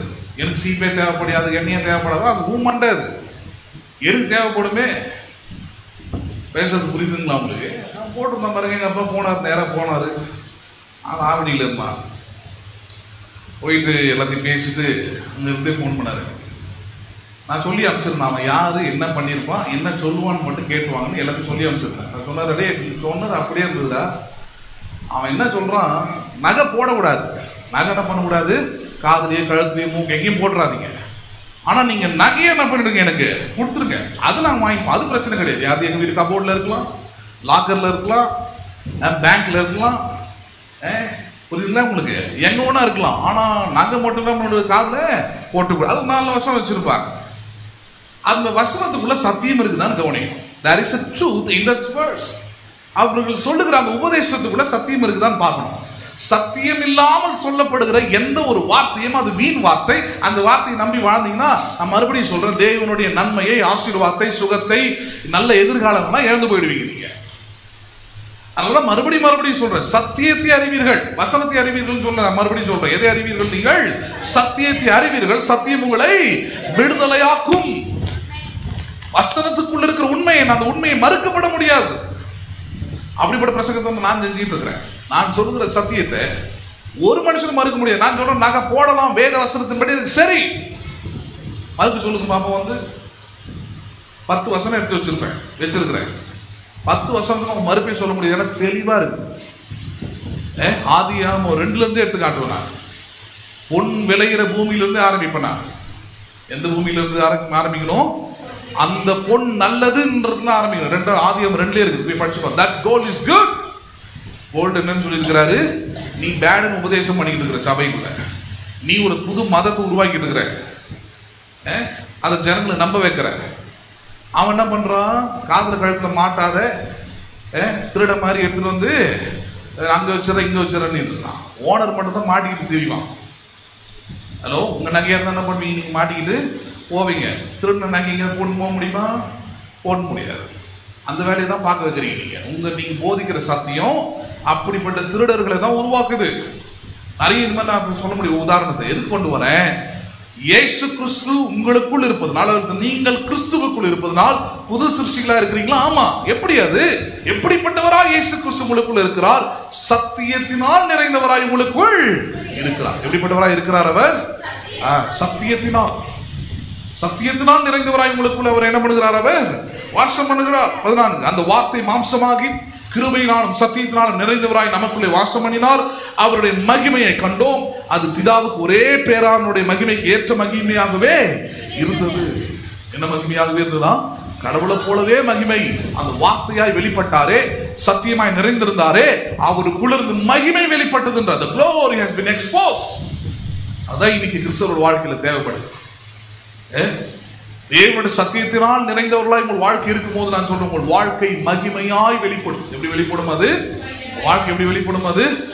வாழ்க்கை நீங்க வேலை செய்யற இடத்துல, உங்கள் குடும்பத்துல, எல்லா இடத்துலயும் சரி, glory of God will be exposed. பிதாவுக்கு ஏற்ற அந்த மகிமை உங்கள் வாழ்க்கையில், உங்கள் குடும்பத்தில், உங்கள் எதிர்காலத்தில், உங்கள் பிள்ளைகளுடைய வாழ்க்கையில் எல்லாவற்றையும் வெளிப்பட வேண்டும் என்றால் அது ரொம்ப முக்கியமானது. இயேசுவின் சத்தியங்கள் உங்களுக்குள் நிறைந்ததாய் இருக்க வேண்டும். புரியுதுங்களா உங்களுக்கு? ரைட். இப்ப அடுத்த கட்டம் அங்கதான் கவனிங்க. அவருடைய பிள்ளைகள் ஆகும்படி அதிகாரம் கொடுத்திருக்கிறார். அவர் சத்தியத்தினால் நிறைந்திருக்கிறார். அதனால நம்ம புது சிருஷ்டிகளா இருக்கிறோம்ன்றத சொல்லிட்டு இருப்பேன். அப்ப எப்படி அது ரியாலிட்டியில, எப்படி நிஜத்துல அது எப்படி சாத்தியமானது? ஏன்னா ஏற்கனவே ஒரு வார்த்தை வருது, புருஷ சித்தத்தினாலாவது மாம்ச சித்தத்தினாலாவது ரத்தத்தினாலாவது நீங்கள் பிறவாமல் தேவனால் நீங்கள் பிறந்தவர்கள். யாரால் பிறந்தவர்கள்? நீங்கள். அப்ப இயற்கை பிறப்போட அதை சம்பந்தப்படுத்தி பார்க்கணும். பைபிள் எப்பவுமே கட்டுக்கதையை பேசாது. அப்ப இயற்கை பிறப்பு எப்படி சாத்தியமாகுதுன்னு எல்லாருக்குமே தெரியும். இயற்கை பிறப்பை தேவன் எப்படி வச்சிருக்கிறாரு? இயற்கையில அது எந்த மனுஷனா இருந்தாலும் சரி, மிருகங்களா இருந்தாலும் சரி, பறவைகளா இருந்தாலும் சரி, அது தங்களை இனப்பெருக்கம் செய்ய வேண்டும் என்றால், தன்னுடைய இனத்தை அது மறுபடியும் கொண்டு வர வேண்டும் என்றால், அதுக்கு தேவன் 2 பாலினத்தை என்ன பண்ணியிருக்கிறார்? உருவாக்கி வைத்திருக்கிறார். ஒன்று ஆண், இன்னொன்னு பெண் என்கிற பாலினம். இதுல இந்த ஆண் பாலினத்துக்கான வேலை என்னது? ஆங்கிலத்துல சீடு, தமிழ்ல விதை அப்படின்னு சொல்றோம் இல்லையா? இந்த ஆணுடைய வேலை என்னது? அவன் விதையை வைத்திருப்பவன் அல்லது விதையை கொடுக்கக்கூடியவன். He has a seed. பெண் என்கிறது யார்? அவள் நிலத்தை உடையவளாய் இருக்கிறாள். எதை உடையவளாய் இருக்கிறாள்? அவள் நிலத்தை உடையவளாய் இருக்கிறாள். இந்த பிரமாணம் தான் பாத்தீங்கன்னா பூமி முழுக்க நல்ல சாப்பாடு சாப்பிட்டு கொடுக்குறோம் நம்ம. எப்படி அந்த சாப்பாடு வருது? விதம், விதை, நிலம். இந்த நிலத்துல விதை விழுந்தா மட்டும்தான் அங்க என்ன பண்ணும்? உங்களுக்கு தேவையான சாப்பாடு உற்பத்தி ஆகும், பயிர் உற்பத்தி ஆகும், நெல் உற்பத்தி ஆகும், கோதுமை உற்பத்தி ஆகும், கத்திரிக்காய் வரும். எல்லாமே விதை எங்க விழுந்தாதான் பூமியில விழுந்தாதான், நிலத்துல விழுந்தாதான் அது அங்க பயிரை என்ன பண்ணும், அங்க விளைச்சலை பலனை அது கொண்டு வரும். தேவன் இயற்கையா அந்த பிரமாணத்தை வச்சிருக்கிறார். மனுஷனுக்கும் அதே பிரமாணத்தை தான் வச்சிருக்கிறார். ஒரு ஆண் தன்னுடைய விதையை பெண்ணுக்கு கொடுக்கும் பொழுதுதான் பெண் அதை 10 மாசம் சுமந்து அந்த விதையிலிருந்து வரக்கூடிய அந்த பலனை என்ன பண்ற இந்த உலகத்துக்கு அவள் கொண்டு வரக்கூடியவளா இருக்கிறார். சரி, அப்ப இது ரொம்ப முக்கியமான காரியம் என்ன, நான் தேவனால் பிறந்தவன் என்றால் அப்ப தேவனுடைய விதை அல்லது தேவனுடைய வித்து யாருக்குள்ள இருக்க வேண்டும், அது ஒவ்வொருவனுக்குள்ளும் இருக்க வேண்டும். புது சிருஷ்டியா இருக்கிற ஒவ்வொருவனுக்குள்ளும் என்ன இருக்க வேண்டும், வித்து இருந்தால் மட்டுமே அவன் பிறந்தவனா இருக்கிறான், புது சிருஷ்டியாய் இருக்கிறான். வித்து இல்லைன்னா அந்த மலடான ஒரு இடம் தான், புரியுதுங்களா உங்களுக்கு, வறட்சியான ஒரு நிலம் தான், ஒன்றுத்துக்கும் பயன்பாடு இல்லாத ஒரு நிலமா இருக்குது இல்லையா. ஏன்னா அது விதைக்கப்படாத ஒரு இடமா இருக்கிறாங்க. நாங்கள் மனுஷர்களால் எந்த விதமான வேலையை அங்கே செய்ய முடியாது, மனுஷர்களுக்கு அல்லது யாருக்குமே சரி எந்த விதமான அனுகூலமான காரியம் நடக்காதுங்க. அப்ப ஒரு பாழா கிடக்கிற ஒரு நிலம் கூட ஒரு அழகான காட்சி தரக்கூடிய ஒரு வயல்வெளியா மாறுதுன்னா அது முக்கியமான காரணமே என்னது, இந்த விதை அந்த நிலத்துல போய் விழுவதுதான் காரணம். விதை என்ன பண்ணுது, அந்த நிலத்துல விழுவதுதான் காரணம். அதே போலதான் நீங்களும் நானும் கிறிஸ்துவுக்குள் நாம் புது சிருஷ்டிகளா இருக்கிறோம் என்றால் கிறிஸ்துவின் வித்து அல்லது தேவனுடைய வித்து நமக்குள் விதைக்கப்பட்டிருக்கிறது, நமக்குள் என்ன பண்ணப்பட்டிருக்கிறது. அதனாலதான் வேதம் சொல்லுகிறது, நீங்கள் தேவனாலே பிறந்தவர்கள். யாராலே பிறந்தவர்கள், நீங்கள் புருஷ சித்தத்தினால் பிறந்தவர்கள் அல்ல, மாம்ச சித்தத்தினால் பிறந்தவர்கள் அல்ல, ரத்தத்தினால் பிறந்தவர்களும் அல்ல. You are born of God. நான் தேவனால பிறந்தவன் என்றால் தேவனுடைய வித்து எனக்குள்ளே இருக்கவே. வித்து கொடுக்காம என்ன பண்ணாதாங்க குழந்தைங்க வராது. அப்ப இன்னைக்கு அதுதான் கவனிக்க போறோம். நான் தேவனுடைய பிள்ளையா இருக்கிறோம்னா ரொம்ப முக்கியமான ஒரு சப்ஜெக்ட் என்னது, தேவனுடைய வித்து உங்களுக்குள் இருந்தால் நீங்கள் தேவனுடைய பிள்ளைகளா இருக்கிறீர்கள். யாருடைய பிள்ளைகளா இருக்கிறீர்கள் சொல்லுங்க, தேவனுடைய பிள்ளைகளா இருக்கு. மாந்தோப்புன்னு சொல்றோம் ஒரு இடத்த பார்த்து, அங்க மாமரமா இருக்குது, மாம்பழமா காய்க்குது, மாம்பழமாங்க ஒட்டி கிடக்கு. சரி, இது எப்படி வந்துச்சு, தானா முளைச்சுதாங்க கிடையாது. அவங்க ஒரு விதை என்ன பண்ணப்பட்டிருக்கிறது, விதைக்கப்பட்டிருக்கிறது. அந்த விதை மாமரத்தை ஏற்படுத்தி இருக்குது, மாம்பழம் அங்க போட்டுது, அதனால அந்த நிலத்துக்கு பேர் என்ன வந்துருச்சு, இப்பொழுது அதுக்கு மாந்தோப்புன்னு பேர் வைக்கிறோம். அதே பேர் தான் நமக்கும். நாம் தேவனுடைய பிள்ளைகள்ன்றது வெறும் நிலம் போல தான். நம்ம தேவனுடைய பிள்ளைகள் என்பது சும்மா பேர் நம்ம கொண்டாந்து வச்சிருது இல்லை. சில இடத்துல நீங்க பார்க்கலாம், நீங்க திருவள்ளூர்ல போற சைட்டெல்லாம் மாந்தோப்புலாம் இருந்திருக்கு. கொஞ்ச நாளைக்கு முன்னாடி போகும்போது பார்த்தேன் நான், அங்க ஒரு போர்டு வச்சிருக்கிறாங்க, மாந்தோப்புன்னு ஒரு போர்டு போட்டு ஏதோ ஒரு நேம் போட்டு வச்சிருக்கிறாங்க. நான் நிறுத்தியே பார்த்தேன். நான் பார்த்தா வெறும் காலி இடமா இருக்கு, மைதானமா இருக்கு. என்னது இது மாதிரி இருக்குதுன்னு சொல்லிட்டு அப்புறம் அந்த ஊருக்கார ஒருத்தர் எனக்கு தெரியும், அவர் பக்கத்து ஊர்ல. அப்ப அவர் ஒரு விஷயமா அவர்கிட்ட பேசும்போது கேட்டேன், நான் ஊர்ல தான் நிறைய மாப்பழம் விற்குமே, நிறைய மரத்தை காணும், தோப்புகளை காணும், வெறும் போர்டு மட்டும் வச்சிருக்கிறாங்களே அப்படின்னு கேட்டா அவர் சொன்னார் பாருங்க, அது ஒரு காலத்துல அது மாந்தோப்பா இருந்தது, இப்ப அதெல்லாம் வெட்டி கிட்டி எல்லாத்தையும் பிளாட்டா மாத்திட்டாங்க, போர்டு மட்டும் எடுக்க மறந்துட்டாங்க, போர்டு மட்டும் எடுக்க மறந்துட்டாங்க. அதே காரியம் தான். தேவனுடைய சத்தியம் உள்ளத்துக்குள்ள இல்லை, சத்தியத்தை அறிகிற அறிவு உள்ளத்துக்குள்ள இல்லை. ஆனா போர்டு மட்டும் இருக்குது, நான் கிறிஸ்தவன். ஹலோ, நான் யார், நானு கிறிஸ்தவன். வெட்டிங் கார்டுக்கு மேல பாக்குறோம், இந்த கார்டு இது தேவனுடைய இது போர்டு மட்டும் இருக்குது. உள்ள போய் பார்த்தா காலியா இருக்குது. உள்ள எந்த காரியமும் கிருபையும் சத்தியமும் நிறைந்தவராய் அது இல்லை. அதனாலதாங்க புது சிருஷ்டியின் தன்மைகள், அடையாளங்கள், குணாதிசயங்கள், சுவாபங்கள், ஆசீர்வாதங்கள் எதுவுமே பார்க்க முடியலங்க. பிதாவுக்கு ஏற்ற அந்த மகிமையை அங்க என்ன பண்ண முடியல, அந்த வாழ்க்கை வெளிப்படுத்த முடியல. ஏன்னா அது வெறும் லேண்டா இருக்குது, வெறும் பேர் தான் அந்த பேர். அது புரியுதுங்களா உங்களுக்கு?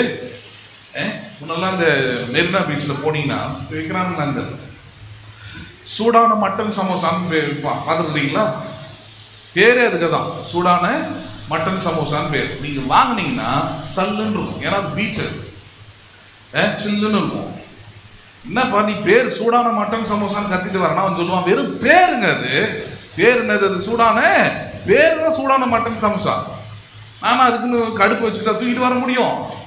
எப்பயோ செஞ்சது, காலையில் செஞ்சது தூக்கி போட்டு உள்ள போட்டு எடுத்துட்டு வரோம். இவ்வளவு நேரம் இங்கேயும் சுத்துறோம்.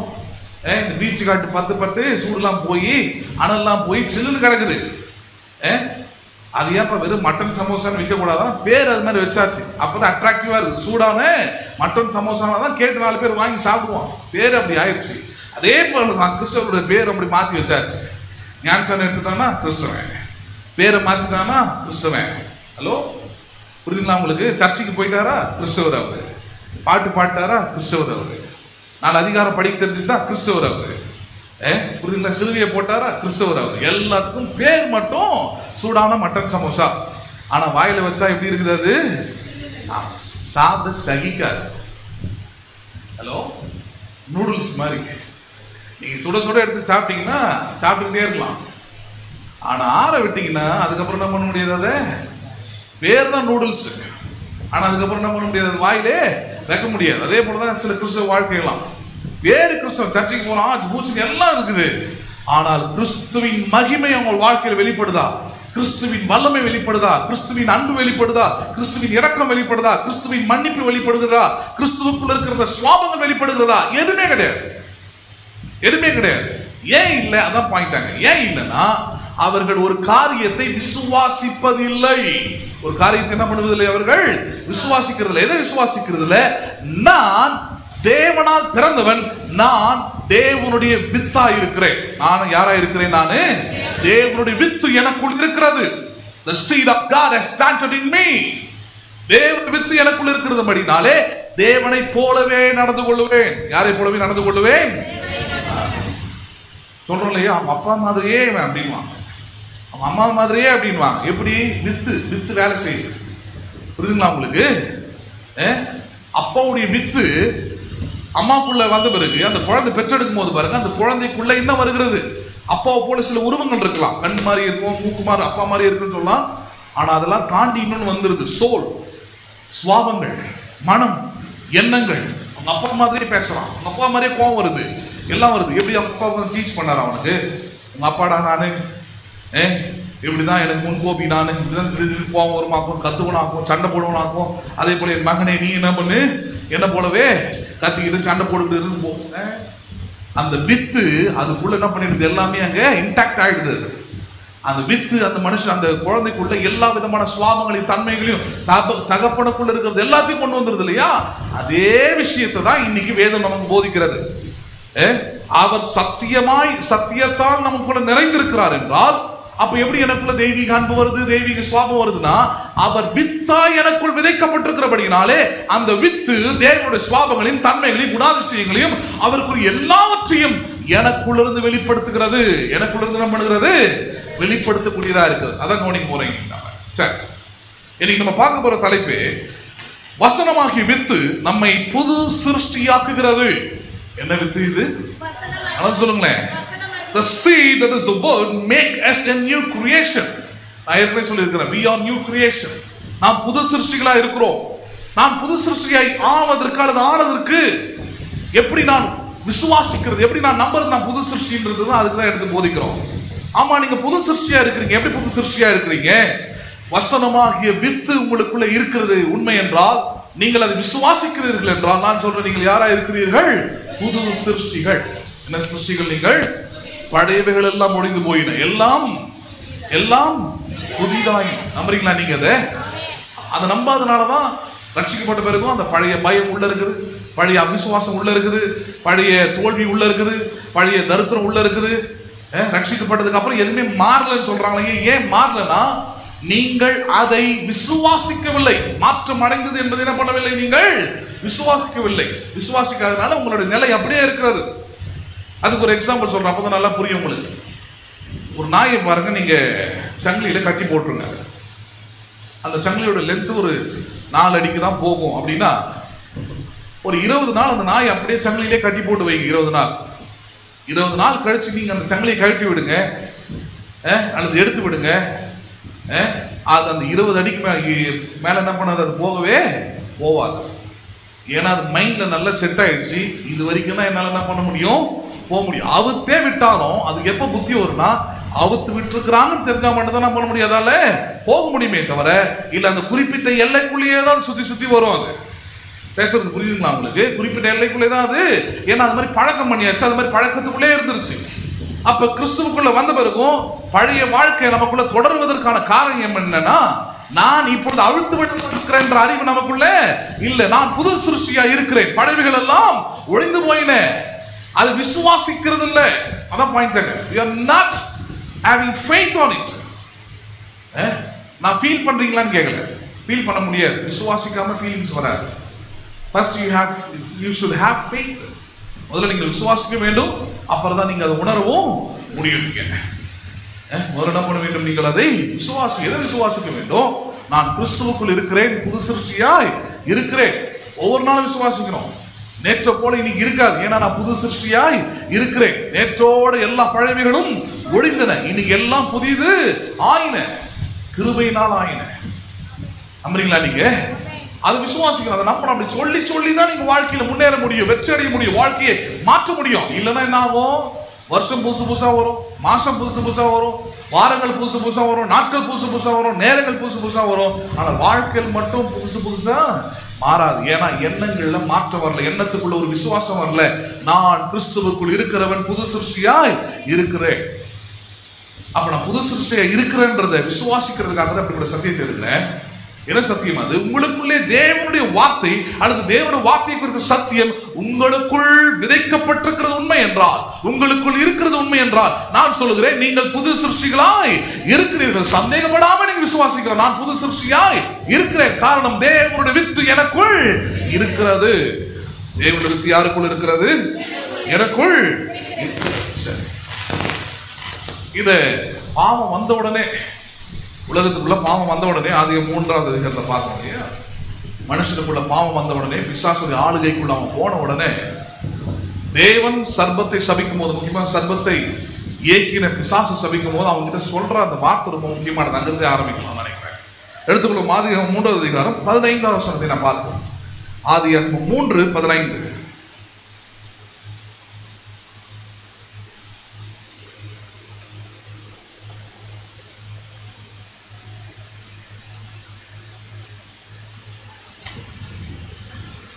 உனக்கும் ஸ்திரீக்கும், உன் வித்துக்கும் அவள் வித்துக்கும் பகை உண்டாக்குவேன். அவர் உன் தலையை நசுக்குவார், நீ அவர் குதிங்காலை நசுக்குவாய். அங்க கவனிக்கலாம். உன் வித்துக்கும் அவர் வித்துக்கும் பகையை உண்டாக்குவேன். இன்னைக்கு கிறிஸ்துவம்னா என்ன? கிறிஸ்துவுக்குள் வாழ்வது என்னன்னா அதுதான். மாம்ச வித்துக்கும், ஹலோ புரியுதுங்களா உங்களுக்கு? மாம்ச வித்துக்கும் ஆவியின் வித்துக்கும் என்ன இருக்கிறது? அங்க பகை இருக்கிறது. இருக்குதா இல்லையாங்க? ஆமா. எப்படி சொல்றாரு?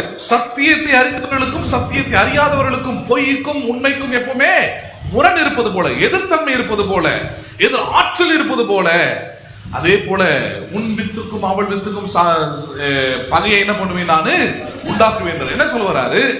அந்த அவர் என்ற வித்து இயேசுவை குறிக்கிறது. இயேசு என்கிறவர் மாம்ச வார்த்தையா இருக்கிறவர் மாம்சமாய் வருவார். மாம்சத்துல, மாம்ச சரீரத்துல எல்லா ஆக்கினைகளையும் பாடுகளையும் ஏற்றுக்கொண்டு மரித்து அவர் அடக்கமான விட்டு 3வது நாள் உயிர் தெழுவார். எழுத்து பிறகு அவருடைய சத்திய வார்த்தைகள் ஒவ்வொரு இடங்களிலும் ஒவ்வொரு மூலையிலும் பிரசங்கிக்கப்படும். அந்த வார்த்தையா இருக்கிறவருடைய அந்த வார்த்தையாகி வித்து ஒவ்வொரு உள்ளத்திற்குள் விதைக்கப்படும், விசுவாசிக்கப்படும், நம்பப்படும், ஏற்றுக்கொள்ளப்படும். அதனால் உன்னுடைய வித்துக்கு எதிரான பகையாக அது மாறும். நம்புறீங்களா நீங்க? அதை கிறிஸ்துவுக்குள்ள வந்த உடனே கிறிஸ்துவனுக்கு என்ன பகை வருது? தரித்திரத்துக்கு எதிரான ஒரு பகை, ஹலோ இருளுக்கு எதிரான ஒரு பகை, தோல்விக்கு எதிரான ஒரு பகை, நல்வாழ்வு, இது கெட்ட வாழ்க்கைக்கு எதிரான ஒரு பகை. எப்படி அந்த பகை ஏற்படுகிறது? காரணம், அவருடைய வித்து உங்களுக்குள்ள விதைக்கப்படும் போது, ஆசீர்வாதம் என்கிற வித்து உங்களுக்குள்ள வரும்பொழுது நீங்கள் பகையாய் பார்க்க வேண்டியது தரித்திரத்தை தான். ஜெயம் வித்து உங்களுக்குள்ள விதைக்கப்படும் பொழுது அதுக்கு எதிராக இருக்கிற தோல்வியை நீங்கள் பகையாக பார்த்தே ஆக வேண்டியதுதான். அதான் சொல்றேன், அவள் வித்துக்கும் உன் வித்துக்கும் என்ன பண்ணுவேன்? நான் பகையை உண்டாக்குவேன். பிசாசே, உன் வித்தை கொடுத்து ஜனங்களை கெடுக்கிறதுக்கு, அழிக்கிறதுக்கு, ஒழிக்கிறதுக்கு நீ பாப்ப. அவர் அவர் வித்தை கொடுத்து ஜனங்களுக்கு ஜீவனை உண்டாக்குவார், வாழ்வெளிப்பார், உயர்த்துவார், ஆசீர்வதிப்பார். அவருடைய பாடுகளை, துக்கங்களை எல்லாவற்றையும் அவர் ஏற்றுக்கொள்வார். அவர்களுக்கு நித்திய சமாதானத்தை கொடுப்பார். அதனால இந்த பகை எப்பவுமே இருந்துகிட்டே, வித்துக்கும் பகை என்ன பண்ணிக்கிட்டே இருப்பாங்க? இருந்து கொண்டே இருக்கும். சரி, இப்ப கவனிப்போம். வேதவசனத்தின்படி நான் ஏற்கனவே சொன்ன மறுபடியும் இந்த ஆழ்ந்த சத்தியம் இது. என்ன ஆழ்ந்த சத்தியம்? நான் ஏதோ ஞானஸ்நானம் எடுத்ததுனால கிறிஸ்தவனா இல்ல, பைபிளை படிக்கிறதுனால புது சிருஷ்டி இல்ல, கிறிஸ்துவ பேரை வச்சிருக்கிறதுனால பழையவைகள் எல்லாம் ஒழிந்து போய் எல்லாம் புதிதாயினன்ற அடையாளம் கிடையாது. அதெல்லாம் ஒரு நீதி, அவ்வளவுதான். அதெல்லாம் சில செய்ய வேண்டிய சம்பிரதாயங்கள் கூட வச்சுக்கீங்க, அது ஒரு ஓரம். எது முக்கியமானது, எது ஹைலைட் ஆனதுன்னா இது ஹைலைட். எது ஹைலைட்? அவருடைய வித்து எனக்குள் இருப்பது. யாருடைய வித்து எனக்குள் இருப்பது? சொன்ன இல்லையா, ஒரு பிள்ளை இருக்குது, பிள்ளைக்குள்ள அப்பாவுடைய சுவாபம் வருதுன்னா காரணம் அப்பாவுடைய வித்து அதுக்குள் இருப்பதனாலதான் இதெல்லாம் வருது. அது புரியுதுங்களா உங்களுக்கு? அதே காரியம் தான் இங்க. தேவனால் பிறந்தவர்கள் தேவனை போலவே வெற்றியும் வாழ்வும் உள்ளவர்களாய் மாறுவதற்கு தேவனுடைய வித்து உங்களுக்குள் இருக்கிறது. யாருக்குள் இருக்க வேண்டும்? உங்களுக்குள் இருந்தால்தான் நீங்கள் கிறிஸ்துவுக்குள் இருக்கிறீர்கள், புது சிருஷ்டியா இருக்கிறீர்கள். பழைய தோல்வி, பிரச்சனை, மாம்சம் எல்லாம் ஒழிந்து போயின, எல்லாம் புதிதாயினும் வருது. சரி, அப்ப வேதவசனத்தின்படி இந்த வித்து இதெல்லாமே இருக்கிற விஷயமா? சாதாரணமான இயேசுவை நம்பின, அவர் எனக்கு பிடிச்சது, அவரை ஏற்றுக்கொண்டு அதனால நான் அவரோட பிள்ளையா இருக்கிறேன் அப்படின்னு மேலோட்டமும் முடிச்சுட்டு போயிடக்கூடாதா? இல்லை நான் கிறிஸ்துவ குடும்பத்தில் பிறந்துட்டேன், வளர்ந்துட்டேன், அவருக்காக இந்த தியாகத்தெல்லாம் செஞ்சுனாகும் அப்படின்றதுனால நான் கிறிஸ்துவுக்குள் வாழ்கிறவன் சொல்றது கூடாதா? கிறிஸ்துவுக்குள் இருக்கிறவன் சொல்றதுக்கு நான் அவருடைய வித்துடையவனா இருக்கணுமானா உலகமே அதை ஏற்றுக்கொள்ளாது. அந்த கூற்றை எதை ஏற்றுக்கொள்ளாது? நீ அப்பா, இந்த அப்பாவுடைய பிள்ளைன்னு சொல்லணும், அவருடைய வித்து உனக்குள் இருக்க வேண்டும். டிஎன்ஏன்னு சொல்றாங்க இல்லையா, அந்த பிரச்சனை வந்துச்சுன்னா இன்னைக்கு இருக்கிறவங்க நாங்கள் இந்த உலகத்தில் அதான் செய்யறாங்க. முதல்ல டிஎன்ஏ டெஸ்ட் எடு, அப்ப தெரிஞ்சிடும். அது பொய்யே சொல்லாது. சில ஆண்கள்லாம் பார்த்தீங்கன்னா குழந்தை கொடுத்து ஓடிடுவான். ஐயோ அந்த குழந்தைங்களுக்கு சம்மந்தமே இல்லைன்னா தூக்கி உட்கார வச்சு ஓட முடியாது ராஜா. இப்பெல்லாம் ஓட முடியாது. எடு, டெஸ்ட் வரும், ரிசல்ட் வரும், அது அப்பட்டா காமிச்சுட்றோம். அப்பாவுக்குரிய எல்லா இதுவும் அவனுக்குள்ள இருக்கிறது, மறுக்கவே முடியாது. அதே போலதான் கிறிஸ்துவுக்குள் இருப்பது, வாழ்கிற வாழ்க்கை என்பது ஏதோ மேலோட்டமா ஏதோ நான் நம்பினாங்க, அவர் எனக்கு பிடிச்சதுங்க அப்படின்ற வாழ்க்கை இல்லை. அவருடைய வித்து நமக்குள் விதைக்கப்பட்டிருக்கிறது. அது எந்த காலத்திலும் மாறாது. எந்த காலத்துல என்ன பண்ணாது? அது மாறவே முடியாது. அதை புரிஞ்சுக்கலாம். It will never change. So நம்ம லாங்குவேஜ் சொன்னா இனிஷியலாக பண்ண முடியாது, சாகர வரைக்கும் மாற்றவே முடியாது. பேசுறது புரியுதுங்களா உங்களுக்கு? அப்பா பேரை கடைசி வரைக்கும் மாற்றவே முடியும். இந்த அப்பா பிடிக்கல எனக்கு வேற யாரும் மாத்திக்கிறேன்னு சொல்ல முடியுமா? வாய்ப்பே கிடையாது. இந்த அம்மாவையும் பிடிக்கல நான் வேற அம்மாவை மாத்திக்கிறேன்னு சொல்ல முடியுமா? வாய்ப்பே கிடையாது. இந்த பிள்ளை பிடிக்கல வேற பிள்ளை ஏதாவது தத்தெடுக்கலாம் சொல்ல முடியுமா? வாய்ப்பே கிடையாது. ஏனென்றால் என் வித்தில் பிறந்து விட்டால் அது கடைசி வரைக்கும் என் பிள்ளை தான்.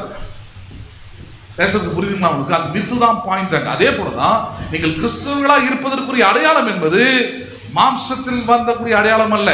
அந்த சபையை சார்ந்தவன் இந்த காரியத்தை செஞ்சவன் அதெல்லாம் காரியம் கிடையாது. எது காரியம்? நீங்கள் கிறிஸ்துவின் வார்த்தை உங்களுக்குள் விசுவாசிக்கப்பட்டதா? கிறிஸ்துவின் வசனத்தை குறித்த நம்பிக்கை உங்களுக்குள் உண்டாயிருந்ததா? கிறிஸ்துவின் சத்தியத்தை குறித்த அறிவு, சத்தியமாகிய விதை உங்களுக்குள்ளே, உங்கள் உள்ளத்திலே, உங்கள் எண்ணத்திலே, உங்கள் மனதிலே, உங்கள் சிந்தையிலே விதைக்கப்பட்டதா? அப்படி விதைக்கப்பட்டால் தான் நீங்கள் புது சிருஷ்டிகளாக இருக்கிறீர்கள். பழையவைகள் எல்லாம் ஒழிந்து போயின, எல்லாம் புதிதாயின என்ற அந்த கான்செப்ட் வரைக்கும் பேசுறது புரியுதுங்களா உங்களுக்கு? சரி, வேதவசனத்தை மட்டும் அதை கவனிக்கலாம் பாருங்க. 1 யோவான் 3வது அதிகாரம். 1 யோவான் 3வது அதிகாரம். 1 யோவான் 3:9 பாருங்க. தேவனால் பிறந்த எவனும் பாவம் செய்யான், ஏனெனில் அவருடைய வித்து அவனுக்குள் தரித்திருக்கிறது. ஹலோ, யோவான்ல பார்த்தோம் இல்லையா? அவர் நாமத்தின் மேல் விசுவாசம் உள்ளவர்களாய் அதிகாரம் எத்தனை பேர், அத்தனை பேரும் தேவனுடைய பிள்ளைகள் ஆகும்படி அதிகாரத்தை பெற்றிருக்கிறோம். அந்த தேவனால் பிறந்தவர்கள் சொல்லக்கூடிய அந்த வார்த்தையை இங்க யோவான் ரொம்ப அழகா இன்னும் விளக்கமா சொல்றாரு. எப்பா, தேவனால பிறக்கிறதுனா என்ன தெரியுமா? ஒண்ணு புரிஞ்சுக்கோ, அவருடைய வித்து உனக்குள் இருக்கிறது அப்படின்னு அர்த்தம். தேவனுடைய வித்து பரிசுத்தம், நீதி, உண்மை, மன்னிப்பு, அன்பு இதெல்லாம் இருக்கு இல்லையா? அதெல்லாம் உனக்குள் இருக்குது. அதனால சொல்றாரு, தேவனால் பிறந்தவன் எவனும் என்ன பண்ண மாட்டான், அவன் பாவம் நல்லா சொல்லுங்களேன் செய்யான் அப்படின்ற போது நம்ம என்ன பண்ணினா அவன் பண்ணவே மாட்டான் அப்படின்ற அந்த புரிதல் கூட வரும். அது உங்களுடைய புரிதல். பாவம் செய்ய மாட்டான்னு சொல்லாங்க. அப்படி சொன்னீங்கன்னா அது பொய்யான வார்த்தையா மாறிடும், அது ஏமாற்றுகிற வார்த்தையா மாறிடுவாங்க. பாவம் செய்யான்னு வரல, பாவத்தை ஏற்றுக்கொள்ளான். பாவத்தை என்ன பண்ணானவன் அதான் சொல்லுங்களேன். இப்படி புரியுற மாதிரி சொல்றேன். சிலருக்கு சிக்கன் பிரியாணி ரொம்ப பிடிக்கும், ஆனா உடம்பு அது என்ன பண்ணாதது, உடம்பு என்ன பண்ணாதது ஏத்துக்க. அவங்க மனதுக்கு அது பிடிக்கும், அந்த டேஸ்ட் அவங்களுக்கு பிடிக்கும், ஆனா சாப்பிட்டா அவங்களுக்கு அலர்ஜி ஆயிடும், சாப்பிட்டா ஏதாவது ஒன்று ஆயிடும். உடம்பு அது என்ன பண்றதுல ஏற்றுக்கொள்வது இல்ல. அதே உடம்புக்குள்ள இருக்கிற மனம் தான் விரும்புது, அது ஆசைப்படுது. ஆனா என்ன பண்ண முடியாது, அதை சாப்பிட முடியாது. அதேதான் இப்ப தேவனுடைய வித்து ஒருவனுக்குள் இருந்தால் அவன் பாவமே பண்ண மாட்டான்னு சொல்ல. பாவத்தின் மீது ஆர்வம், பாவத்தின் மீது அடிமைத்தனம், பாவத்தின் மீது எந்த விதமான ஈர்ப்பு அவனுக்கு உண்டாக முடியாது. ஒருவேளை செஞ்சாலும் அதுல இருந்து வெளியே வரணும்னு பார்ப்பானே தவிர, செஞ்சாலும் அதுல இருந்து மனம் திரும்பணும்னு பார்ப்பானே தவிர, செஞ்சாலும் அதுல இருந்து வெளியே போயிடணும்னு பார்ப்பானே தவிர. ஏன்னா வித்து அந்த வித்தா இருக்குது. யாருடைய வித்து அது? பரிசுத்தருடைய வித்து, இயேசுவின் வித்து அது. பாவத்தை ஏறெடுத்து பார்க்காத சுத்த கண்ணருடைய வித்து. அந்த வித்து உள்ள இருக்கிறதுனால அந்த கான்செப்ட்ல கொண்டு வராது யோவான். அவன் பாவம் செய்யான், அவனுக்கு பாவம் ஏற்றுக்கொள்ளாது. பாவம் என்ன பண்றதுல அவனுக்கு தாவீது பெஸ்ட் எக்ஸாம்பிள் இல்லையா? ஜாலியா இருக்கணும்னு முடிவு போனா ஜாலியா இருந்தான், அதுக்கு சம்பந்தப்பட்ட ஆளையும் போட்டு தரலாம், எல்லா வேலையும் பண்ணி முடிச்சுட்டான். பண்ணி முடிச்சுட்டு உட்கார்ந்து இருக்கிறான். வார்த்தை அங்க வருது. வார்த்தை அங்க நாத்தான் என்கிற தீர்க்கதரிசி மூலமா வார்த்தை வந்துருச்சு. வந்ததுக்கு அப்புறம் இப்ப வார்த்தை வந்ததுக்கு அப்புறம் மறுக்கிறதுக்கு அவனும் சவுல் கிடையாது. அவன் வேற மாதிரியான ஆள். அவன் ஒத்துக்கிறான். அவன் ரைட், ஆமா நீங்க சொன்னபடி எல்லாமே ஆமா அப்படிதான் பண்ணேன். சரி இப்ப என்ன பண்ணலாம்? அட்ஜஸ்ட் பண்ணிட்டு ஓடிடலாமா இல்ல கண்டினியூ பண்ணலாமா அப்படின்னு ரெண்டையும் பார்க்கலாம். ரெண்டுமே முடியாது. மூணாவதா ஒன்று இருக்குது, அதான் ஃபைனல் டிசிஷன். என்னது? பாவத்தை அறிக்கிடுவது. பாவத்தை என்ன பண்ணுவது? அறிக்கிட்டு வாழ பெற்றுட்டு போயிடுவோம், சிங்காசனத்தை பெற்றுட்டு போயிடுவோம், நல்ல எதிர்காலத்தை பெற்றுக்கொண்டு போய் தொலைவோம். அதை விட்டு அட்ஜஸ்ட் பண்ணிடுறதும் சரிப்பட்டு வராது, மறைக்கிறது சரிப்பட்டு வராதுன்ற நிலைக்கு வந்துட்டாங்க. அதான் ஒரு கிறிஸ்துவனுடைய நிலை. You cannot live with sin. You cannot be with sin. அவ்வளவுதான். செய்வீங்களாம செய்வீங்க, போய் பேசுங்களாம உங்களால் பேச முடியும். ரொம்ப அற்புதமா பேசுங்க. ஹலோ, புரியுதுங்களா இல்லையா? கிறிஸ்தவங்கள மாதிரிலாம் போய் பேசுறதுக்கு கத்துக்கிட்டு தான் வாங்க. அற்புதமா பேசுங்க. சர்ச்சுக்கு வரலாம் கேட்டு பாருங்களேன், என்ன மாதிரி ரீசன் திரும்ப சொல்லுவாங்க. அற்புதமா ரீசன் உண்மை மாதிரியே இருக்கும், ஆனா அது போய். முறை ஒரு பைபிள் ஸ்டடியில் எங்க அப்பா தான் ஃபோன் பண்ணி ஒரு விசுவாசிக்கிட்டு கேட்கிறாரு, ரொம்ப வருஷத்துக்கு என்னம்மா உன்னை காணுமே, எங்க போனேன் அப்படின்னு கேட்கிறாரு. அந்த மாதிரி சொல்லுது, பாஸ்டர் ஒரே முட்டி வலி, காதை எடுத்து கட்டில் கீழே வைக்க முடியல, அப்படியே கட்டிலே பட்டு கிடக்குறேன் பாஸ்டர், என்னால ஒண்ணுமே முடியல, எனக்காக ப்ரேயர் பண்ணிக்கங்க. எங்க அம்மாவும் ரொம்ப பரிதாபப்பட்டு, சரிம்மா கண்டிப்பா உனக்காக ப்ரேயர் பண்றோமா, ஆண்டவர் உன்னை குணமாக்குவார், சுகமாக்குவாரு. எல்லாத்தையும் சொல்லி வெளியே முடிச்சு வெளியே கிளம்பி போறாரு. இந்த ரோட்ல போனா அந்த அம்மா அவங்க புருஷனோட சேர்ந்துக்கிட்டு ஒரு வீட்டு ஃபங்க்ஷன் நைட்ல அங்க இருந்து தான் போன் பேசியிருக்கு. பாஸ்ட் பாஸ்ட் அப்படின்னு சொல்லிட்டு போய் ரூம்ல பேசியிருக்கு போடுது. பேசிட்டு ரிட்டர்ன் ஆகும்போது நேரடியா மாட்டிக்கிச்சு. நேரடியா எப்படி இருக்கும் பாருங்க, ஸ்ட்ரெயிட் டு ஸ்ட்ரெயிட், கால் எடுத்து கட்டில வைக்க முடியல. உண்மைதானே அது? வண்டியில ஏறி உட்கார முடியும்? பேசுறது புரியுதுங்களா? ஆமா, அங்க இருந்து ஒரு 10-15 கிலோமீட்டர் தாண்டி வண்டியிலே வந்து ஃப்ராங்கா சொல்லிட்டு போயிருக்கலாமே, ஒரு முக்கியமான ஒரு ஃபங்க்ஷன் பாஸ்டர் போயிருந்தேன் நான். கேட்கறதே பெரிய விஷயம். என்ன மாதிரி கண்டுக்காம இல்லாத மாதிரி ஒரு ஊழியத்து என்ன பண்ணுவீங்க? கை கழுவிட்டு போயிட்டே இருக்க வேண்டியதான். நம்ம செஞ்சு வச்சிருக்கிறேன், அடுத்த வேலை பார்ப்போம் அப்படின்னு போயிட்டே இருக்க வேண்டியதான். கேட்கிறாரு, இருக்கிற உண்மையை சொல்லிட்டு போறதுக்கு என்ன? அது கூட ஒரு பொய். அப்புறம் அதனால சொல்ல, பாவமே செய்ய மாட்டீங்க, இந்த சேட்டெல்லாம் பண்ண முடியாது. அது வெளியே யாராவது வேலையை சொல்லி போட்டுட்டு இருப்பாங்க, அவங்க கிட்ட அந்த பிரசங்கத்தை கேளுங்க. என்கிட்ட பிரசங்கத்துக்கு வந்து நான் சொல்லுவேன், the Christian will do sin. கிறிஸ்தவன் பாவம் செய்வான். கிறிஸ்தவன் என்கிற பேர் உள்ளவன் என்ன பண்ணுவான்? அவன் பாவம் செய்வான். ஆனால் ஒருபோதும் பாவத்தை ஏற்றுக்கொள்ளான். ஒரு நாள் என்ன பண்ண மாட்டான் கிறிஸ்தவனா இருக்கிறவன். சொல்லுங்களேன், நான் பாவம் சரிதாங்க, பொய் சொல்றது சரிதான், அது என்ன பண்றது, வேற என்ன பண்றது அப்படின்னு பேசவே முடியாது. ஒரு கிறிஸ்தவனா அமைதியாயிடுவான், சைலண்ட் ஆயிடுவான். தாவீது மாதிரி போய் ஆண்டவருக்கு போய் கேட்டு வேற வேலையை பார்ப்போம், வேற வழியை பார்ப்போம், இதுக்கு அது எதிர்மறையான வேலைக்கு போயிடுவான். He cannot live with sin. அதான் சொல்ல வரேன், he cannot live with sin. பேசுறது புரியுதுங்களா உங்களுக்கு? இந்த வெயில் காலம் வந்துச்சுன்னா இன்னும் சொல்றேன், அப்புறம் எக்ஸாம்பிள் சொன்னதான் வந்து நல்லா புரியும். வீட்டில் வளர்க்குற நாய்க்கும் இந்த ரோட்ல படுக்கிற நாய்க்கும் வித்தியாசத்தை கவனிக்கலாம். வெயில் காலத்தில் என்ன வெயில் காலம் வந்து அனல் பயங்கரமா இருக்கும்.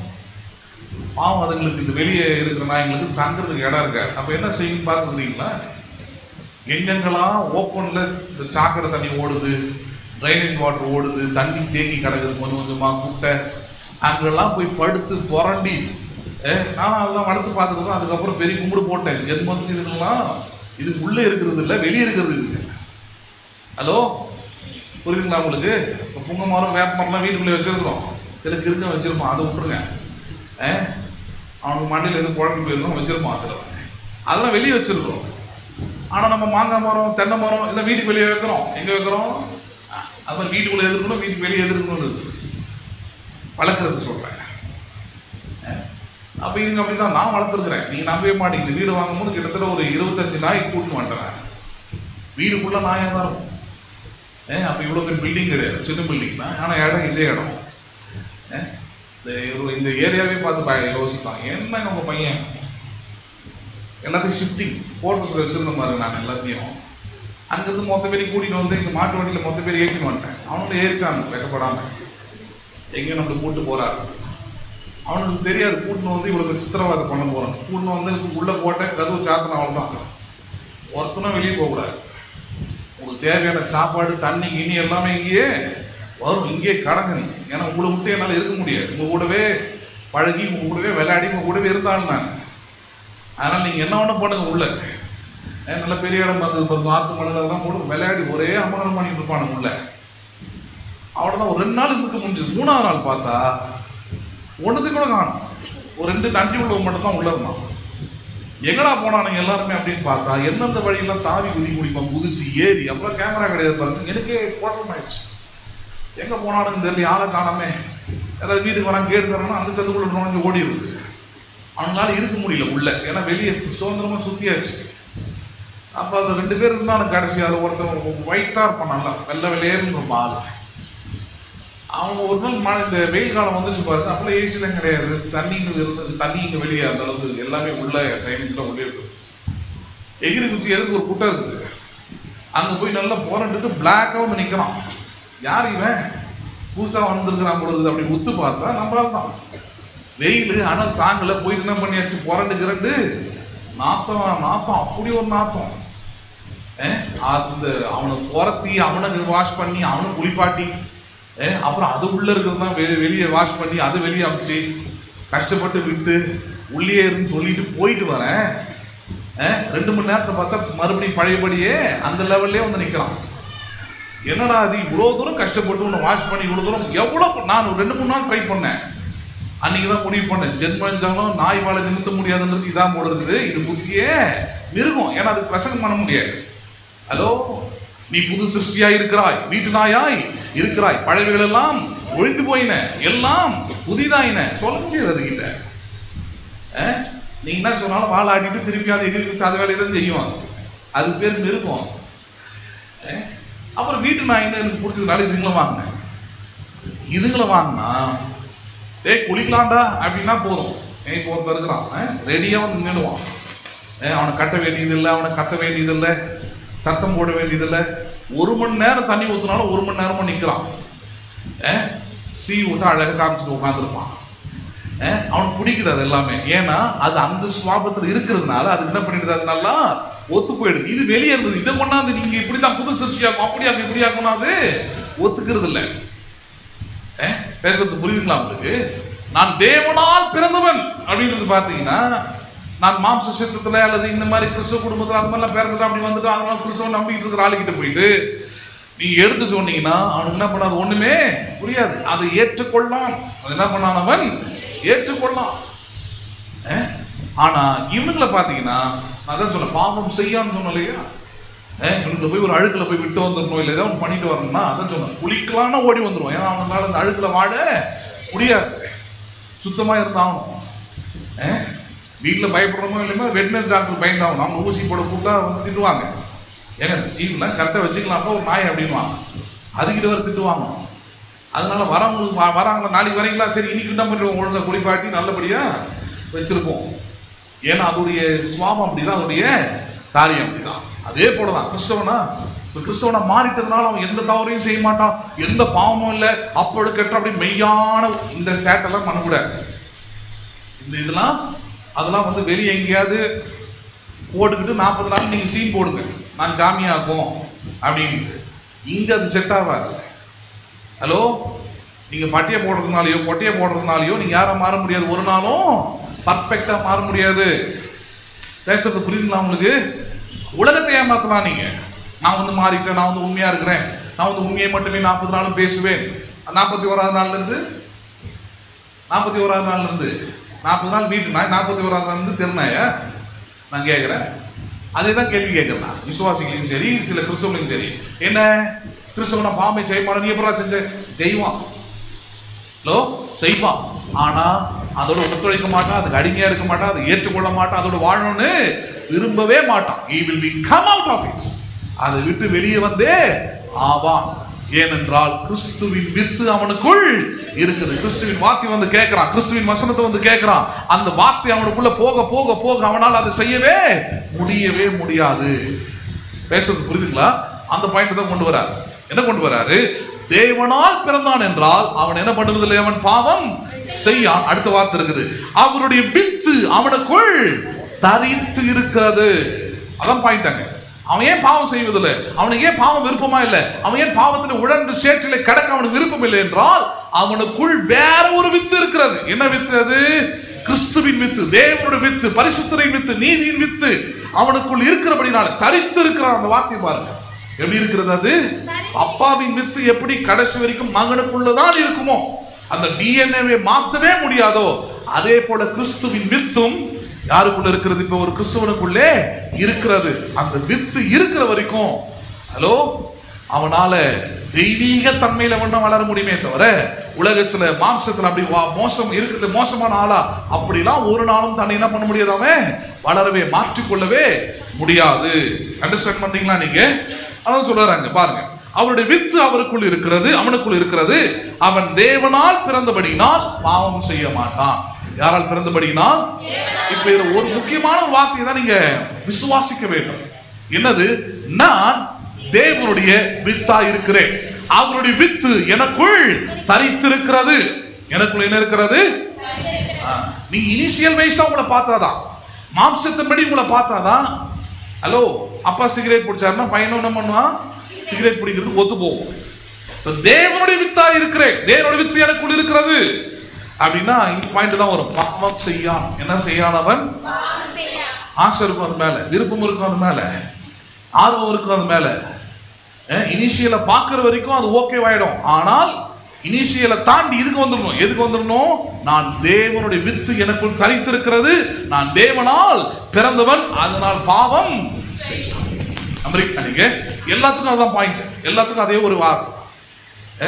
தேவனுடைய வித்து எனக்குள் தரித்திருக்கிறது, அதனால் தோல்வி எனக்கு நிரந்தரம் இல்லை. காரணம், என் தேவன் மரணத்தை ஜெயமாக வென்றவர், அதனால நானும் ஜெயிப்பேன். காரணம், தேவனால் பிறந்தவன். யாரால் பிறந்தவன்? அதான் சொல்லுங்களேன், தேவனால் பிறந்தவன். அடுத்த வாரம் அதெல்லாம் காமிக்கிறேன். தேவனால் பிறந்திருப்பது என்பது எப்படிப்பட்ட வாழ்க்கைன்றது. ஆனா இன்னைக்கு கவனிக்க வேண்டியதுன்னா, நான் தேவனால் பிறந்தவன் என்பதற்குரிய உறுதி என்ன? அவருடைய வித்து எனக்குள் இருக்கிறது, அவருடைய வித்து எனக்குள் இருக்குது என்பதுதான். அப்ப எதை சொல்றாரு வித்துன்றத? தேவனுடைய வசனம், தேவனுடைய வார்த்தை. வார்த்தையை தான் வித்துன்றாரு. வார்த்தை என்னன்னு சொல்றாரு? வித்து. வித்துன்னு ஆங்கிலத்தில் சீட், விதை தமிழ்ல. அப்ப தேவனுடைய வித்து உங்களுக்குள்ள இருக்குது அப்படின்னா அர்த்தம், தேவனுடைய சத்திய வசனம் உங்களுக்குள், உங்கள் இருதயத்துக்குள், உங்கள் மனதுக்குள், உங்கள் சிந்தைக்குள், உங்கள் எண்ணத்துக்குள் அது இருக்கிற வரைக்கும் நீங்கள் தேவனாலே பிறந்தவர்கள். யாரால் பிறந்தவர்கள்? நீங்கள். சொல்லுங்களேன், அவருடைய வித்து உங்களுக்குள்ள செலுத்தப்படுகிறது,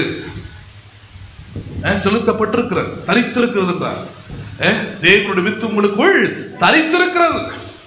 தேவனுடைய வசனம் உங்களுக்குள் இருக்கிற வரைக்கும் நான் சொல்றேன், பாவம் உங்களை மேற்கொள்ள முடியாது, தோல்வி உங்களை மேற்கொள்ள முடியாது. புரியுதுங்களா உங்களுக்கு? எந்த போராட்டமும் பிரச்சனையும் இருளும் உங்களை மேற்கொள்ள முடியாது. நான் சொல்றேன், நீங்களே வெற்றி பெறுவீர்கள். காரணம், தேவனுடைய வித்து, ஜெயித்து எழுந்த இயேசுவின் வித்து அது உங்களுக்குள் இருக்கு, தரித்து இருக்கிறது. எப்படி இருக்கிறது? அது தரித்து. அதனாலதான் பிரசங்கத்தையோ பிரசங்கத்தில் போதிக்கப்படுகிற சத்தியத்தையோ அது அவ்வளவு அசால்ட்டா எடுத்துக்கூடாது. அல்லது ஏதோ ஒரு மனுஷனுடைய வார்த்தை அது. கட்டுக்கதை எவனா மனுஷனுடைய வார்த்தையை பார்க்கலாம், திறமையா பார்க்கலாம்.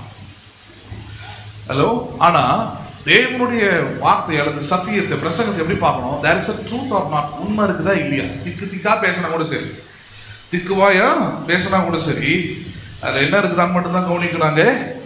சத்தியம் சத்தியம் என்ன இருக்குதாங்க, ட்ரூத் இருக்குதான்னு தான் கவனிக்கும். உண்மை இருக்குதா அதுல, அதுக்குள் அந்த வார்த்தைக்குரிய உண்மையை தான் எழுதி சொல்றாரா, பிரசங்கம் பண்றாரா, அதான் முக்கியம். அதுதான் நீங்க கேட்டுட்டு இருக்கிறீங்களா? அப்படிதான் ஆவியானவர் உங்களுக்குள்ள உணர்த்துறாரா, அப்படிதான் உறுதிப்படுத்துறாரா உங்களுக்குள்ள? நான் வார்த்தையின் சத்தியத்தை எடுத்து பிரசங்கம் பண்றேன், உங்கள் இறுதியத்தை உறுதிப்படுத்தக்கூடிய ஒருவர் இருக்கிறார், அவர் தான் ஆவியானவர். அவர் உறுதிப்படுத்துறார், ஆமா இது சரி, இது சத்தியத்தின்படி தான் சத்தியம், இதான் சரி அப்படின்றத உறுதிப்படுத்துறார். அந்த உறுதிப்படுத்துறது தான் இவ்வளவு வசனங்களும் இவ்வளவு உதாரணங்களும் எடுத்து சொல்ல வேண்டியதா இருக்கு.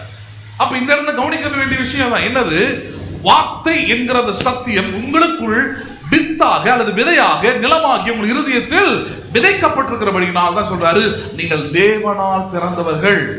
யாரால் பிறந்தவர்கள் நீங்கள்? காரணம் தேவனுடைய வித்து உங்கள் இருதயத்தில் விதைக்கப்பட்டிருக்கிறது. உங்கள் இருதயத்தில் என்ன பண்ணப்பட்டிருக்கிறது? அதனாலதான் வார்த்தைங்கிறது சாதாரணமா எடுத்துக்க முடியாது. The word has a life.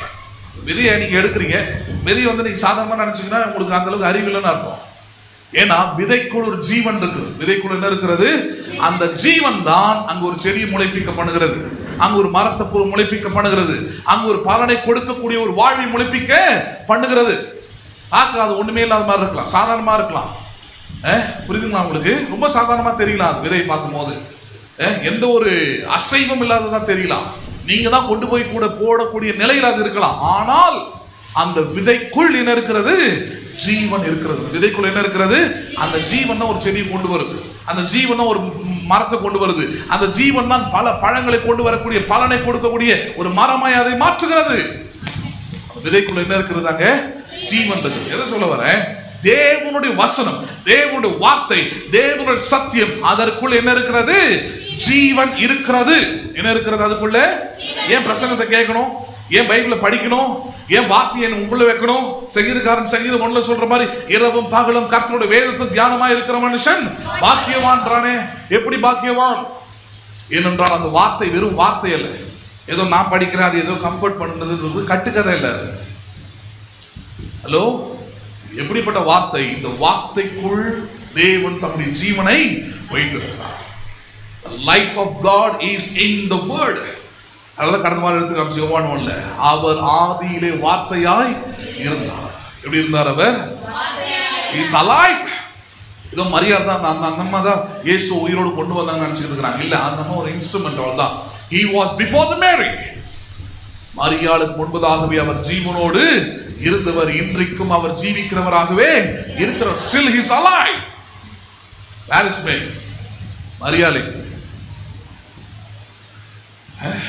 அதனால்தான் இயேசுவை மாம்சத்தின்படி அறிவதில்லை.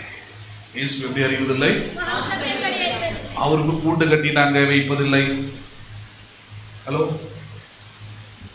அவருக்கு துணிமணிகளை போற்றுவதும் இல்லை, லைட்டை போடுவது, எங்களுக்கு லைட்டை போடுவோம், அவருக்கு போடுவது இல்லை. எப்படிலாம் சொல்ல வேண்டியது? ஏன்னா அதெல்லாம் கிறிஸ்தவம் நினைச்சுக்கிறது இல்லை. God is not that form, he is not Christ. It is not Christ. அவர் கிறிஸ்துவம் இல்லை, அது கிறிஸ்துவம் இல்லை, அது இது ஒரு மதம் இருக்கு, பேர் வச்சிருக்கிறாங்க. சொன்னாலே சூடான சமோசா சாப்பிட்டு பார்த்தது சூடா இருக்காது, அவ்வளவுதான் பாயிண்ட். பேர் கிறிஸ்துவம், அதுக்குள்ள கிறிஸ்து இருப்பது இல்லை, அதுக்குள்ள ஜீவன் இருப்பது இல்லை. ஏமாந்துட கூடாது. பெரிய சர்ச்சுங்க எங்கிட்ட நிறைய பேர் சொல்றது நான் கேட்க, நீங்க வேளாங்கண்ணி போயிருக்கிறீங்களா? என்ன பாஸ்ட்ன்றீங்க, அங்க போனது இல்லையான்னா? இல்ல, என்னடா சாப்பிட்டு ரெஸ்ட்டும் போற மாதிரி பேசிட்டு உட்காந்துருக்கீங்க. பாஸ்டர் அங்க நான் ஏன் போகணும்? ஹலோ, அங்க நான் ஏன் போகணுன்றேன்? அதை விட பிரம்மாண்டமானது, அதை விட தொன்மையானது எங்க ஊர்லயே இருக்குது. அதை பார்க்க போகணும்னு முடிவு பண்ணா பேசுறது புரியுதுங்களா உங்களுக்கு? கோயிலை சொல்றேன், கோபுரங்களை சொல்றேன், ரெண்டும் ஒண்ணுதான். அதை விட இது பழமையானது. அப்படி பார்த்தா ஏன்ஷியன்ட்ல பார்த்தா அங்க சிலுவை நட்டு வச்சிருக்கிறாங்க. அங்க இயேசு குட்டிய குழந்தை மாதிரி ஆக்கி வச்சு மரியா கையில கொடுத்து வச்சிருக்கிறாங்க. அங்க நிறைய பேருக்கு சுகம் கிடைக்குது, நிறைய பேர் மொட்டை அடிக்கிறாங்க. ஒரு பாட்டு வேற ஒன்று போட்டு வச்சிருக்கிறாங்க. ரீல்ஸை திறந்தாலே ஒரு தலைவலியா இருக்குது. வந்துட்டேன் என்னடா இது, எங்கடா போறானுங்க எல்லாம் பார்த்தா முடி போட்டு போறானுங்க. பாட்டுலாம் போட்டுடலாம், கேட்கறதுக்கு நல்லா தான் இருக்குது. வந்துட்டு நெருக்கி வந்துட்டேன், அம்மாவை தேடி வந்துட்டேன், கடற்கரையில கோபுரம் நல்லா இருக்குது, கேட்கறதுக்கு ரொம்ப அருமையாக எழுதுகிறீங்க. ஆனால் அதில் ட்ரூத் இல்லை. There is no truth. அதுக்குள்ள என்ன கிடையாது, எந்த உண்மையும் கிடையாது. அது ஒரு பொய், அது ஒரு கற்பனை, அது ஒரு குறிப்பிட்ட சாராருடைய நம்பிக்கைன்னு வச்சுப்போம், அவ்வளோதான். அது கிறிஸ்தவம் அல்ல. அதுதான் நான் கொண்டு வர பாயிண்ட். அது என்ன ஒன்றா இருந்து போடும். But that is not Christ. That will not resemble Christ. அது ஒருபோதும் இயேசுவை வெளிப்படுத்தாது, இயேசுவின் மகிமையை வெளிப்படுத்தாது, இயேசுவின் சுகத்தை வெளிப்படுத்தாது, இயேசுவின் ரட்சிப்பை வெளிப்படுத்தாது, இயேசுவின் மரணத்தை வெளிப்படுத்தாது, இயேசுவின் உயிர்த்தெழுதலையும் அது வெளிப்படுத்தாது. எது வெளிப்படுத்தும்? அவருடைய வார்த்தை வெளிப்படுத்தும்.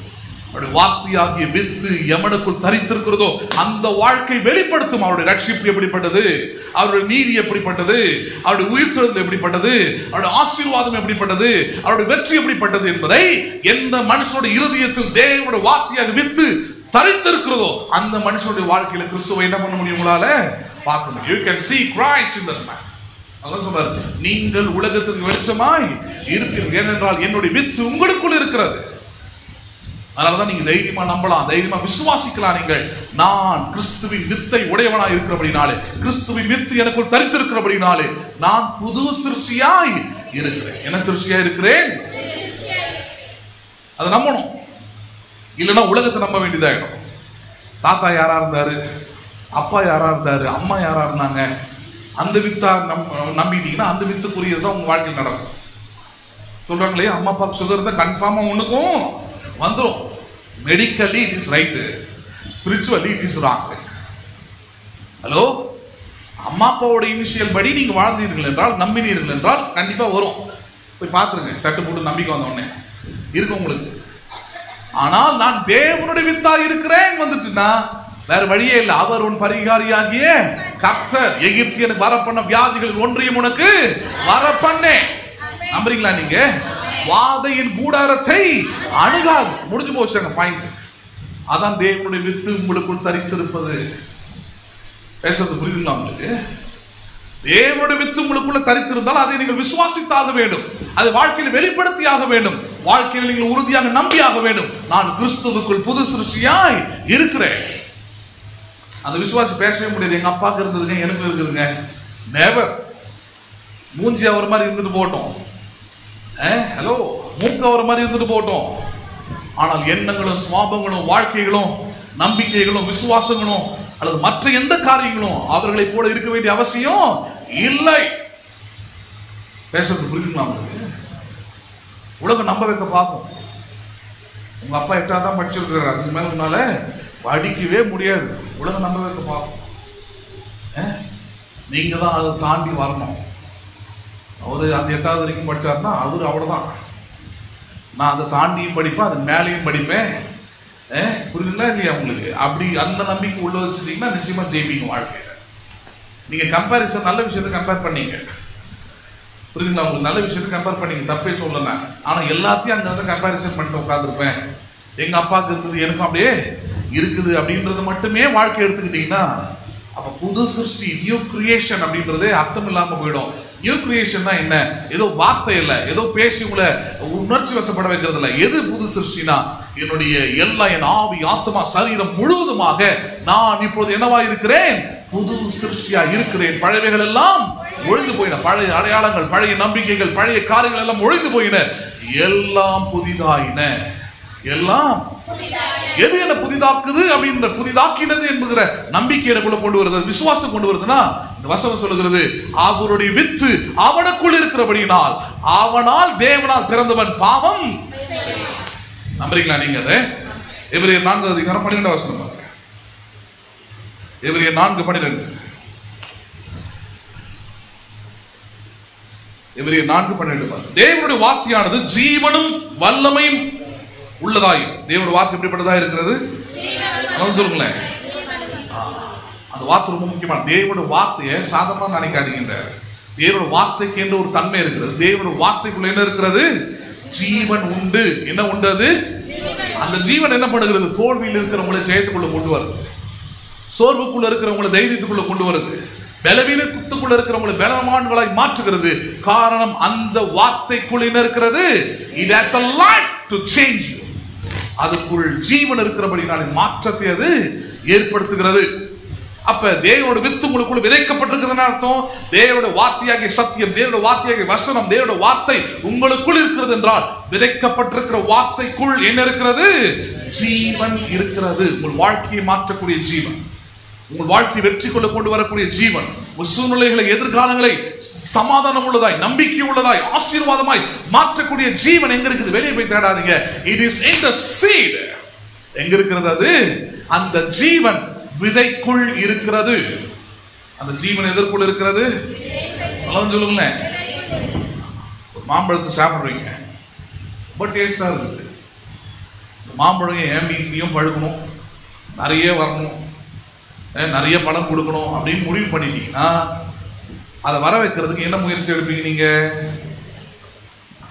சொல்லுங்களேன். அதை செய்வதற்கு என்ன முயற்சி எடுப்பீங்க? எந்த மாம்பழத்தை சாப்பிட்டு உங்களுக்கு இனிப்பா இருந்ததோ, டேஸ்டா இருந்ததோ, அந்த மாம்பழத்துடைய சொல்லுங்களேன், அந்த சீடு, அந்த விதை, அது கொண்டு போய் என்ன பண்றீங்க? மண்ணில் போட்டு போது நீங்க தான் செய்றீங்க. ஹலோ, நீங்க தான் செய்றீங்க. உங்க சொந்த இடத்துல, அது உங்க நிலத்துல, உங்க மண்ணுல நீங்க அந்த விதையை போட்டு புதைச்சு வச்சீங்கன்னா நீங்க பார்க்கும்போது சாதாரணமா தெரியலாம். இதெல்லாம் ஒரு இதுவா, இதுக்குள்ள இருந்தா நான் எதிர்பார்க்கிறேன், நான் சாப்பிட்டா இவ்வளவு இனிப்பான, இவ்வளவு சுவையான மாம்பழம் வருமானது அளவுக்கு அது காட்சியை கொஞ்சம் ஏடாகுடமா இருக்கலாம். ஹலோ, புரியுதுங்களா இல்லையா? மாம்பழத்தையெல்லாம் பார்த்துருக்கீங்களா? காஞ்சி போனா ஒரு மாதிரியா இருக்கும் பார்க்கறதுக்கு, கருவாடு மாதிரி இருக்கும் நேரத்தில். நான் மாதிரி ஒரு 3 வாரம் வளர்த்துருக்குறேன்.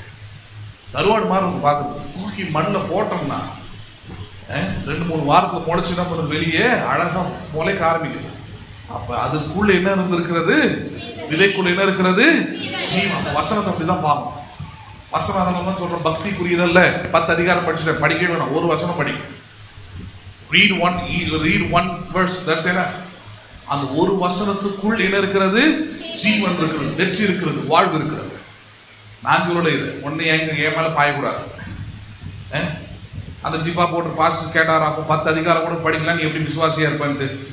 நீங்க நானும் ஒரு வசனம் படிச்சா கூட போதுன்றீங்க. நான் சொல்லுங்க, இயேசு தாங்க சொன்னாரு, மனுஷன் 40 மாத்திரமல்ல, தேவனோட வார்த்தையிலிருந்து புறப்படுகிற 10 அதிகாரத்தினால் பிழைப்பான். ஹலோ, 4 வாட்டி பைபிள் முடிச்சதுனால பிழைப்பான் சொன்னாரு. ஒவ்வொரு வார்த்தையினாலும் பிழைப்பான். எப்படி பிழைப்பான் அவன்? அவன் சொல்லுங்க, each and every word it will bring success. How? Because the word has a life. அந்த வார்த்தைக்குள்ள என்ன இருக்கிறது? ஜீவன் இருக்கிறபடினாலே அது நிச்சயமாக வெற்றிக்குள், வாழ்வுக்குள் அவனை கொண்டு வந்தே ஆகும். நம்புறீங்களா நீங்க? அது லூக்கா சுவிசேஷம் 8வது அதிகாரம். உதாரணத்தை பார்த்து நிறைய சொல்லலாம். லூக்கா சுவிசேஷம் 8வது அதிகாரம்.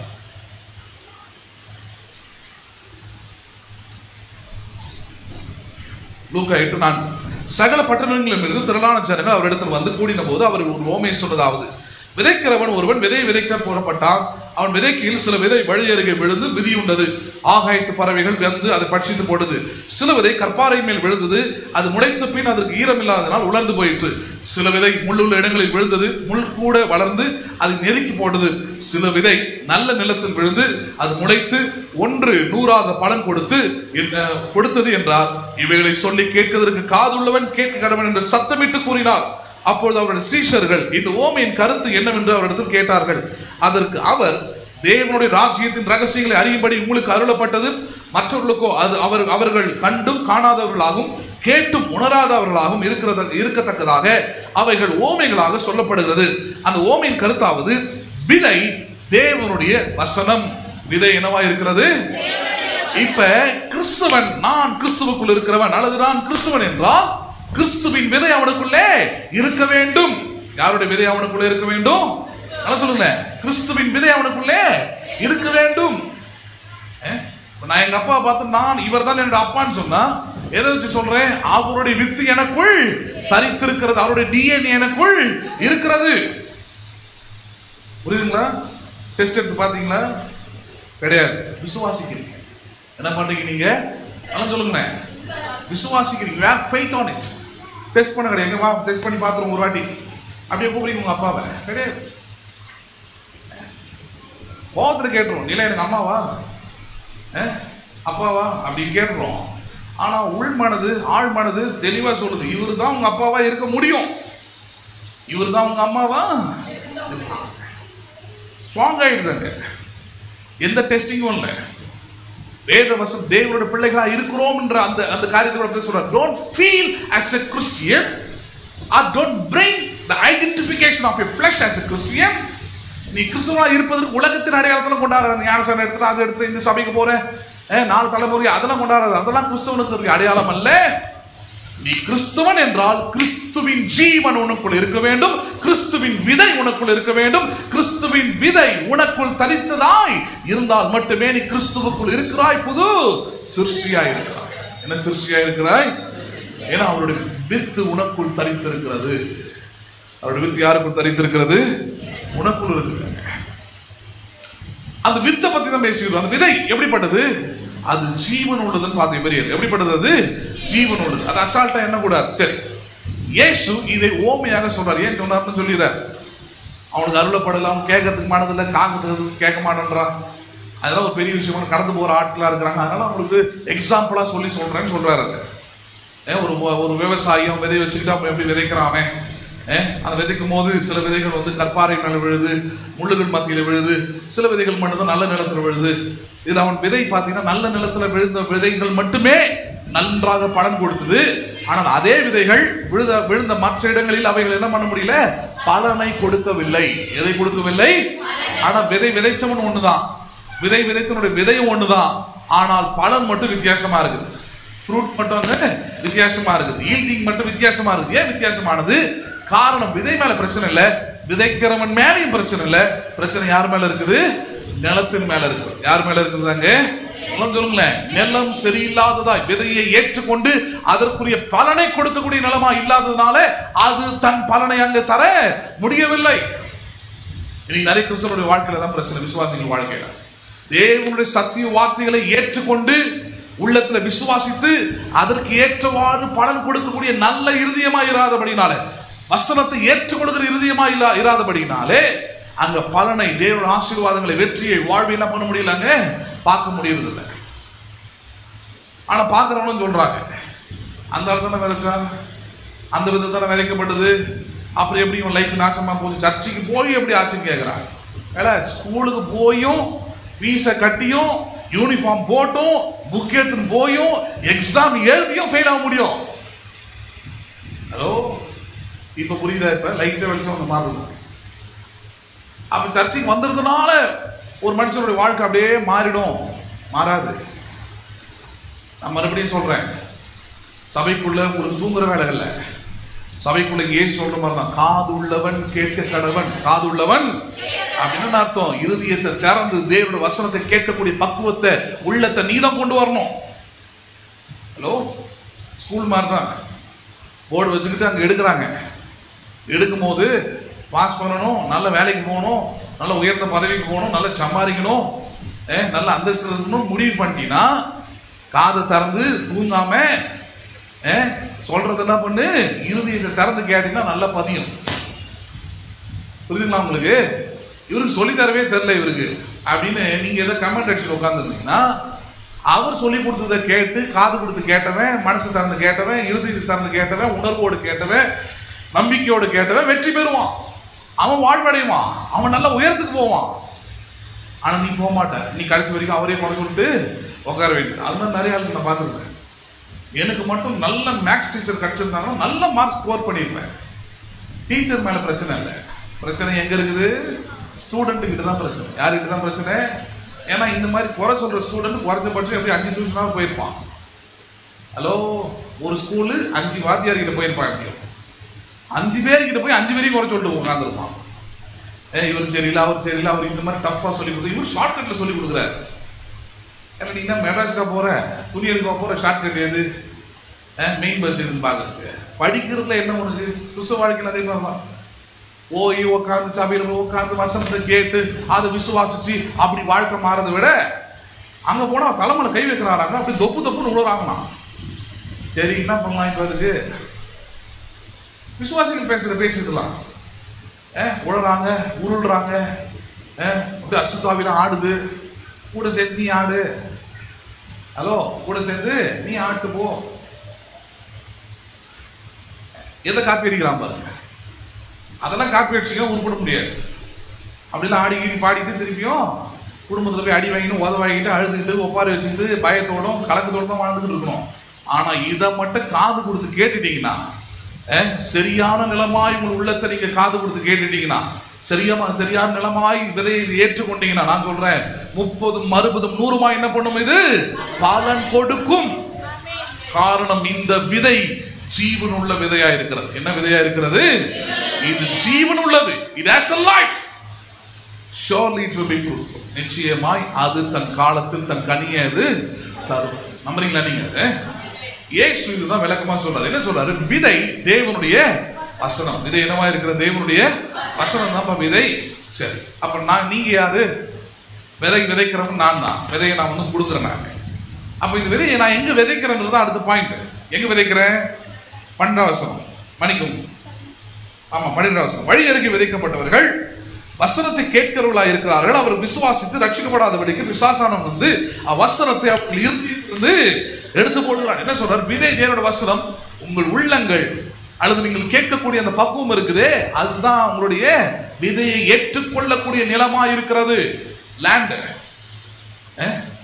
விவசாய நிலத்தை பாக்குறீங்க, அப்படியே பச்சை பசேல்னு காட்சி அளிக்குது, அல்லது பயங்கர பலன் கொடுத்து அப்படி தொங்குதுன்னு வச்சுப்போமே. ஹலோ, எப்படி அப்படி மாறிச்சது? தானா மாறிச்சுன்னு சொல்லுவீங்களா? திடீர்னு மாறிச்சுன்னு சொல்லுவீங்களா? இல்ல, அதுக்கு பின்னாடி ஒரு மிகப்பெரிய வேலை நடந்திருக்குதாங்க. அந்த லேண்டும் எல்லா லேண்டும் மாதிரி காலியா தான் கடந்திருக்கும். எல்லா நிலத்தை போல அதுவும் பாழடிச்சு தான் கடந்திருக்கும், வெடிப்பு விட்டு தான் கடந்திருக்கும், காஞ்சு போய் தான் கடந்திருக்கும். ஆனால் அந்த நிலம், ஒரு விவசாயி அந்த நிலத்தை பார்த்து அது தண்ணீர் ஊற்றும் போது அந்த தண்ணீர் ஏற்றுக்கொண்ட நிலமாய் அது மாறி இருக்கு. விதையை போடும்போது விதையை ஏற்றுக்கொண்ட நிலமாய் மாறி இருக்குதாங்க. மாறினபடியினால் அந்த விதையை அந்த நிலம் ஏற்றுக்கொண்டபடியினாலே அது 30, 60, 100 என்ன பண்ணுகிறது? இப்பொழுது பலன் கொடுக்கிறது. என்ன பண்ணுகிறதாங்க? அப்ப கிறிஸ்துவ வாழ்க்கை புது சிருஷ்டியாய் மாறுது, வெற்றி வருது, ஆசீர்வாதம் வருதுலாம் அப்படிதான் வருது. தேவனுடைய சத்தியத்தை நீங்கள் உள்வாங்கும் போதுதான், காது கொடுத்து கேட்கும் போதுதான், சத்தியத்தை நீங்கள் இருதயபூர்வமாக ஏற்றுக்கொள்ளும் பொழுதுதான். ஹலோ, 30, 60, 100 என்ன பண்ண முடியும்? உங்களால பலன் கொடுக்க முடியுமே தவிர சும்மா கை வைக்கிறதுனாலே அது பண்றதுனால இது பண்றதுனாலே வாழ்க்கை மாறப்போவது இல்லை. நிச்சயமா மாறாது. அப்படி ஏமாந்து போட்டாரு. அப்படிப்பட்ட விஷயம் தான் இயேசுவே சொல்லியிருப்பார். ஆனால் இங்க சொல்றது என்னது? விதை விதைக்கிறவன் வசனத்தை விதைக்கிறான். எதை விதைக்கிறான் அவன்? ஏன்னா வசனம் தான் தேவனுடைய வித்து. உங்களை தேவனுடைய பிள்ளைகளாய் மாற்றுவது எது? நீங்கள் கிறிஸ்தவர்களாய் மாறுவது எப்படி? புது சிருஷ்டியாய் மாறுவது எப்படி? உங்கள் வாழ்க்கையில் எல்லாவற்றையும் மாற்றத்தை காண்பது எப்படி? வார்த்தை என்கிற வித்து. வார்த்தை என்கிற வித்து, அதை கொண்டுதான் உங்கள் வாழ்க்கை மாற்றப்படுகிறது. அதை தான் தேவன் ஒவ்வொரு வாரமும் ஒவ்வொரு நாளும் இங்கு பிரசங்கிக்கப்படும் போதெல்லாம் அவர் வார்த்தையாகிய வித்தை, விதையாகிய ஜீவனை உங்களுக்கு அதை கொடுத்து கொண்டே இருக்கிறார். அதை சரி, அதை எப்படிப்பட்ட நிலமாய் உள்வாங்குகிறார்கள் அப்படின்னு முதல் சொல்றாரு. 12 வசனம், வழி அருகே விதைக்கப்பட்டவர்கள். எங்க விதைக்கப்பட்டவர்கள்? வழி அருகே விதைக்கப்பட்ட ஒரு நிலம் இருக்குது. இந்த இருதயம் உள்ளவர்கள், அவர்களுக்கு விதைக்கப்பட்ட விதை என்பது பிசாசானவன் இருதயத்திலிருந்து விதைகளை என்ன பண்ணிட்டான்னா எடுத்து போட்டான். வழி அருகே விதைச்சா வழி அருகின்ற போது நமக்கு புரியுது, 4 பேர் நடப்பான், போவான், வருவான். அதனால அந்த விதைக்கப்பட்ட விதை நிச்சயமா என்ன பண்ண, அது முளைக்க முடியாது, பலனை கொடுக்க முடியாது, அது செத்து தான் போவாங்க. அதே போலதான் சிலருடைய இருதயம் அப்படிப்பட்டதா இருக்குது என்றார். 13 வசனம், கற்பாறை மேல் விதைக்கப்பட்டவர்கள் கேட்கும் போது சந்தோஷத்துடைய வசனத்தை ஏற்றுக்கொள்கிறார்கள்.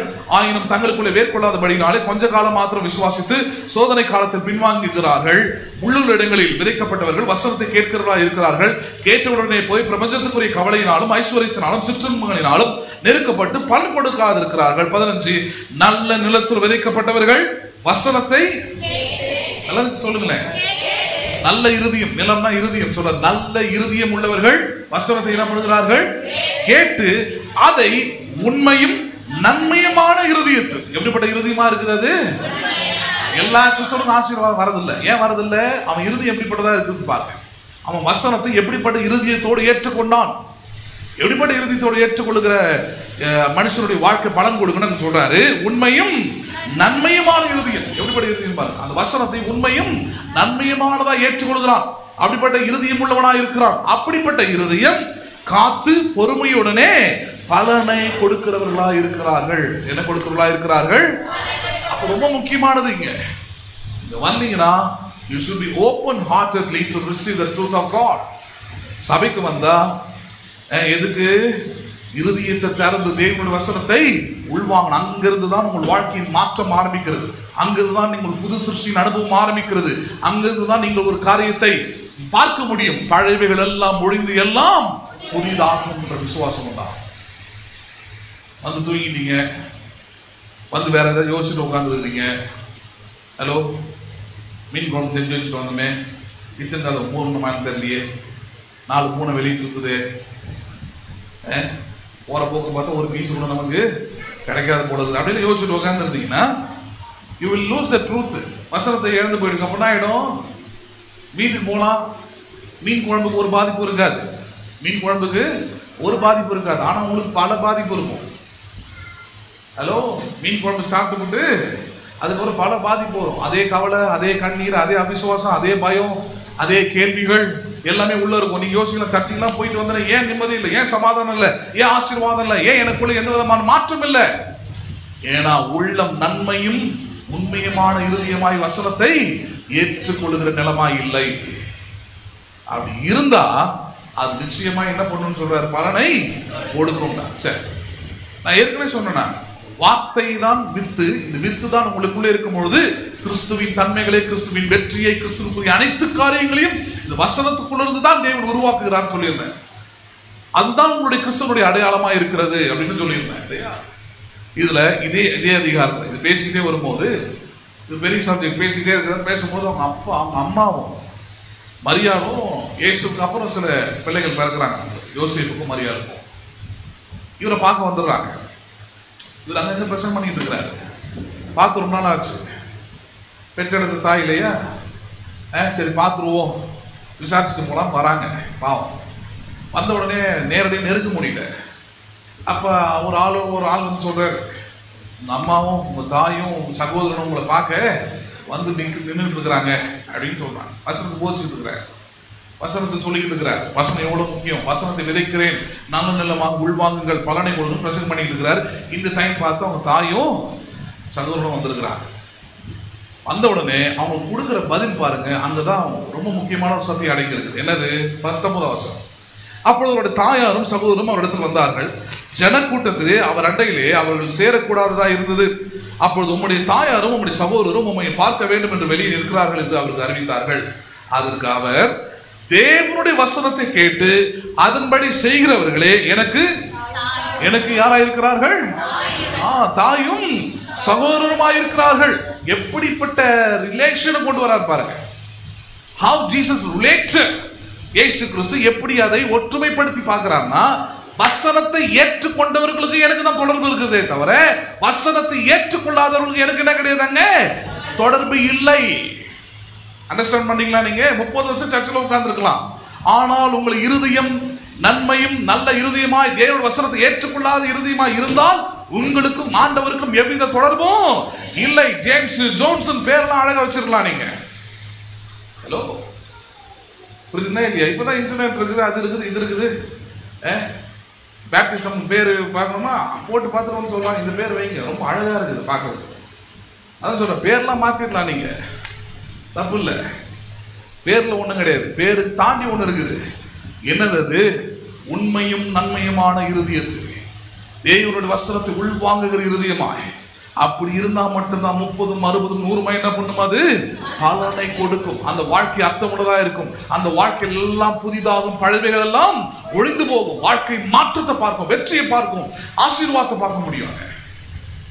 இல்லைன்னா பேர் மட்டும் மாத்திருக்கலாம், அந்த பேர் மட்டும் 30 வருஷம் கண்டினியூ ஆயிருக்கலாம். ஆனால் உள்ளத்துல தேவனுடைய வசனம் இல்லை என்றால் உங்களுக்கும் தேவனுக்கும் எவ்வித தொடர்பும் இல்லை. அப்படின்னு அர்த்தம். தேவனுடைய ஆசீர்வாதத்துக்கும் உங்களுக்கும் ஒன்றும் சம்மந்தம் கிடையாது. மற்றவங்க மாதிரி ஏதோ ஓடி உழைச்சாக்குது பண்ணிக்கிட்டு வந்தா சரி, ரைட். ஹலோ, நம்முடைய ஐஸ்வர்யத்துக்கும் மற்றவங்களுடைய ஐஸ்வர்யத்துக்கும் வித்தியாசம் தெரியுமா? எப்படி?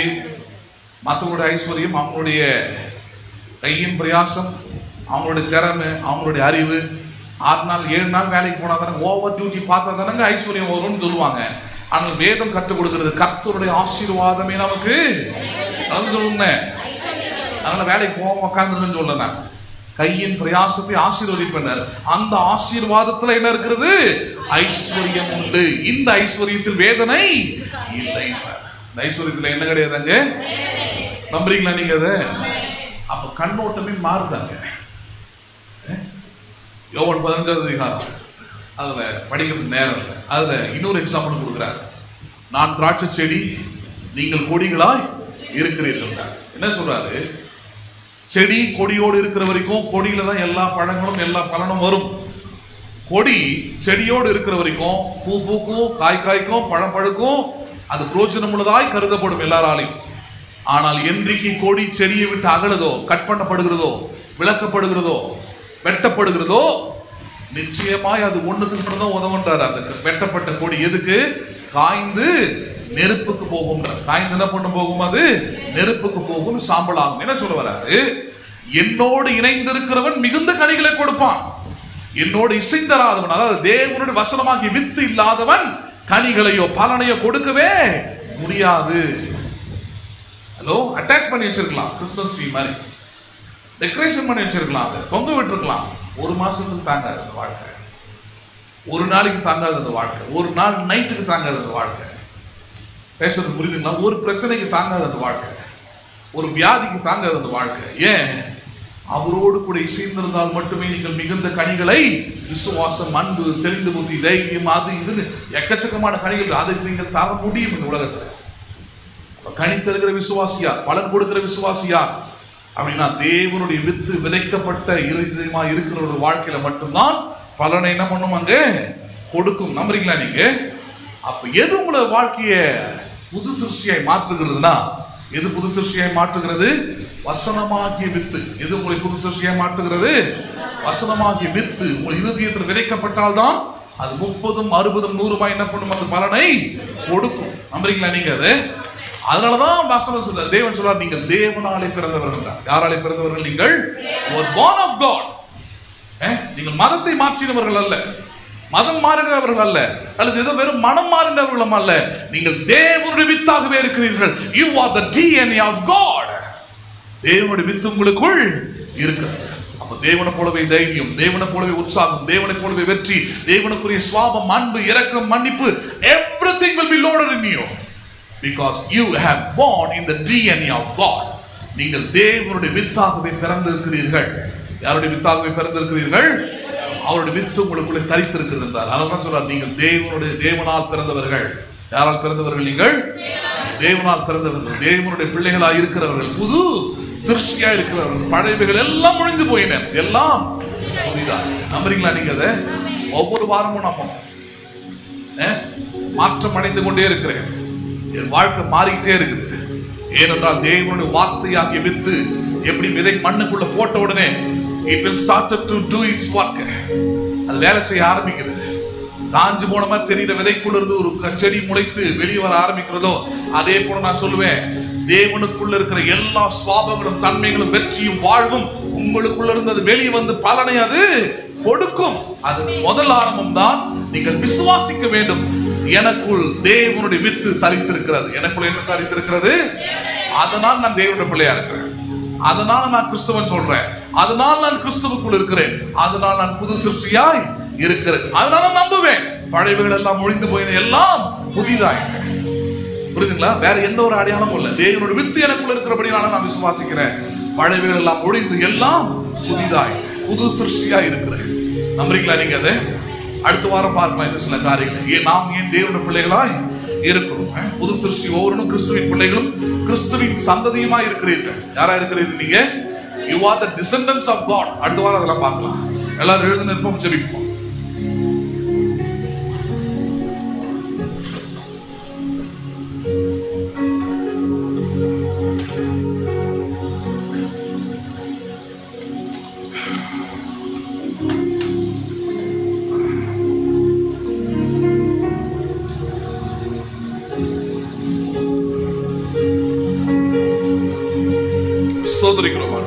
நாங்களும் ஸ்தோத்திரிக்கிறோம். எங்கள் அன்புள்ள பரலோக தகப்பனே, ஆசீர்வதிக்கப்பட்ட அந்த அருமையான மதிய வேலைக்காக நடி செலுத்துகிறோம். நேரு மட்டுமா கேட்டு சத்திய விதைகளுக்காக, வார்த்தைகளுக்காக ஸ்தோத்திரம். நாங்கள் புது சிருஷ்டியா இருக்கிறோம். பழையவைகள் எல்லாம் ஒழிந்து போயின, எல்லாம் புதிதாயின. இதை உறுதிப்படுத்துவதற்கும், இதை நாங்கள் அதிகமாக விசுவாசிப்பதற்கும் தேவரீர் உம்முடைய வார்த்தையாகிய விதை, உம்முடைய வார்த்தையாகிய வித்து எங்களுக்குள் தரித்திருக்கிறது. அதனால் நாங்கள் புது சிருஷ்டியா இருக்கிறோம். வேற எந்த ஒரு மாம்சீக அடையாளத்தினாலும் நாங்கள் கிறிஸ்துவுக்குள் அல்லது கிறிஸ்துவின் ஆசீர்வாதங்களுக்கு எங்களை நாங்கள் தகுதியானவர்களாக பார்ப்பதில்லை. உம்முடைய வார்த்தையாக வித்து எங்களுக்குள்ள விதைக்கப்பட்டிருக்கிறபடினாலே நாங்கள் 30, 60, 100 பலன் கொடுக்கிறவர்களாக இருக்கிறோம். கேட்ட ஒவ்வொரு உள்ளங்களும், ஒவ்வொரு இருதயங்களும் அப்படிப்பட்ட நல்ல நிலமாக இருந்து வார்த்தையை 30, 60, 100 பலன் கொடுக்கிற இருதயமாக, வார்த்தை உள்வாங்குகிற இருதயமாக, நன்மையும் உண்மையுமான இருதயமாக, வசனத்தை, சத்தியத்தை ஏற்றுக்கொள்கிற இருதயமாக கர்த்தர் நீர் உள்ளங்களை பக்குவப்படுத்துகிறபடியா ஸ்தோத்திரம். உள்ளங்கள் அப்படிப்பட்டதாய் மாறட்டும். உள்ளங்கள் அப்படிப்பட்டதாய் மாற தேவரீர் ஒவ்வொருவரும் தன்னுடைய இருதயத்தை உண்மையும் நன்மையுமான இருதயமாக, நல்ல நிலமாக வைத்திருக்க உதவி செய்வீராக. ஆவியானவர் அப்படிப்பட்ட ஏவுதலை அவர்களை தருகிறார். தேவரே, நாங்கள் உமக்குள் புது சிருஷ்டிகளாய் இருக்கிறோம். பழையவைகள் எல்லாம் ஒழிந்து போயின. பழைய அடையாளங்கள், பழைய தோல்விகள், பழைய பலவீனங்கள், பழைய வியாதிகள் எல்லாம் ஒழிந்து போயின. எல்லாம் கிறிஸ்துவுக்குள் புதிதாயின. எங்கள் வாழ்க்கையிலே ஒவ்வொரு நாளும் எல்லாவற்றையும் புது கிருபைகளால், புதிய வார்த்தைகளால், புதிய நம்பிக்கையினால், புதிய விசுவாசத்தினால் எல்லாவற்றையும் புதிதாக்குகிற தேவன் நீர். எங்களோட வாழ்க்கையில் புதிதாக்குவதற்காக ஸ்தோத்திரம். இருந்ததை விட சிறப்பாக மாற்றுவதற்காக ஸ்தோத்திரம். சமாதானம் உள்ளவைகளாக மாற்றுவதற்காக ஸ்தோத்திரம். வெற்றி உள்ளவைகளாக மாற்றுவதற்காக ஸ்தோத்திரம். வாழ்வு உள்ளவைகளாக மாற்றுவதற்காக ஸ்தோத்திரம். கேட்ட ஒவ்வொரு உள்ளங்களிலும் அப்படிப்பட்ட வெற்றியின் சிந்தனைகள், வாழ்வின் சிந்தனைகள் உண்டாகட்டும். வாழ்க்கைகள் உடைய வார்த்தையினால், உடைய வசனத்தினால் மாறுவதற்காக ஸ்தோத்திரம். நான் எனக்குள் தேவனுடைய வித்து தரித்திருக்கிறது என்பதை ஒவ்வொருவரும் ஆழ்ந்து விசுவாசிக்கட்டும். ஆண்டவரே, உறுதியாக அவைகளை நம்பட்டும். அதனால் மாற்றங்கள் உண்டாகும். ஆசீர்வாதமும் நன்மையும் கிருபையும் ஒவ்வொரு நாளும் உடைய பிள்ளைகளை தொடர்வதாக எங்கள் ஆண்டவரும் அருமை இரட்சகருமாகிய இயேசுவின் நாமத்தில் ஜெபிக்கிறோம் எங்கள் ஜீவனுள்ள நல்ல பிதாவே, ஆமென். என் ஆத்துமாவே கர்த்தரை ஸ்தோத்திரி, என் முழு உள்ளமே பரிசுத்த நாமத்தை ஸ்தோத்திரி. என் ஆத்துமாவே கர்த்தரை ஸ்தோத்திரி. கர்த்தர் செய்த சகல உபகாரங்களை மறவாதே. ஆசீர்வாதம் கர்த்தராகிய இயேசு கிறிஸ்துவின் கிருபையும் பிதாவாகிய தேவனுடைய அன்பும் பரிசுத்த ஆவியோட ஐக்கியமும் இன்றைக்கும் என்றைக்கும் சதா காலம் நம் அனைவரோடு கூட இருப்பதாக. ஆமென், ஆமென். So God bless you. மீண்டும் உங்களை இன்று மாலை 6:30 மணிக்கு சந்திக்கிறேன். கர்த்தர் உங்களை ஆசீர்வதிப்பாராக.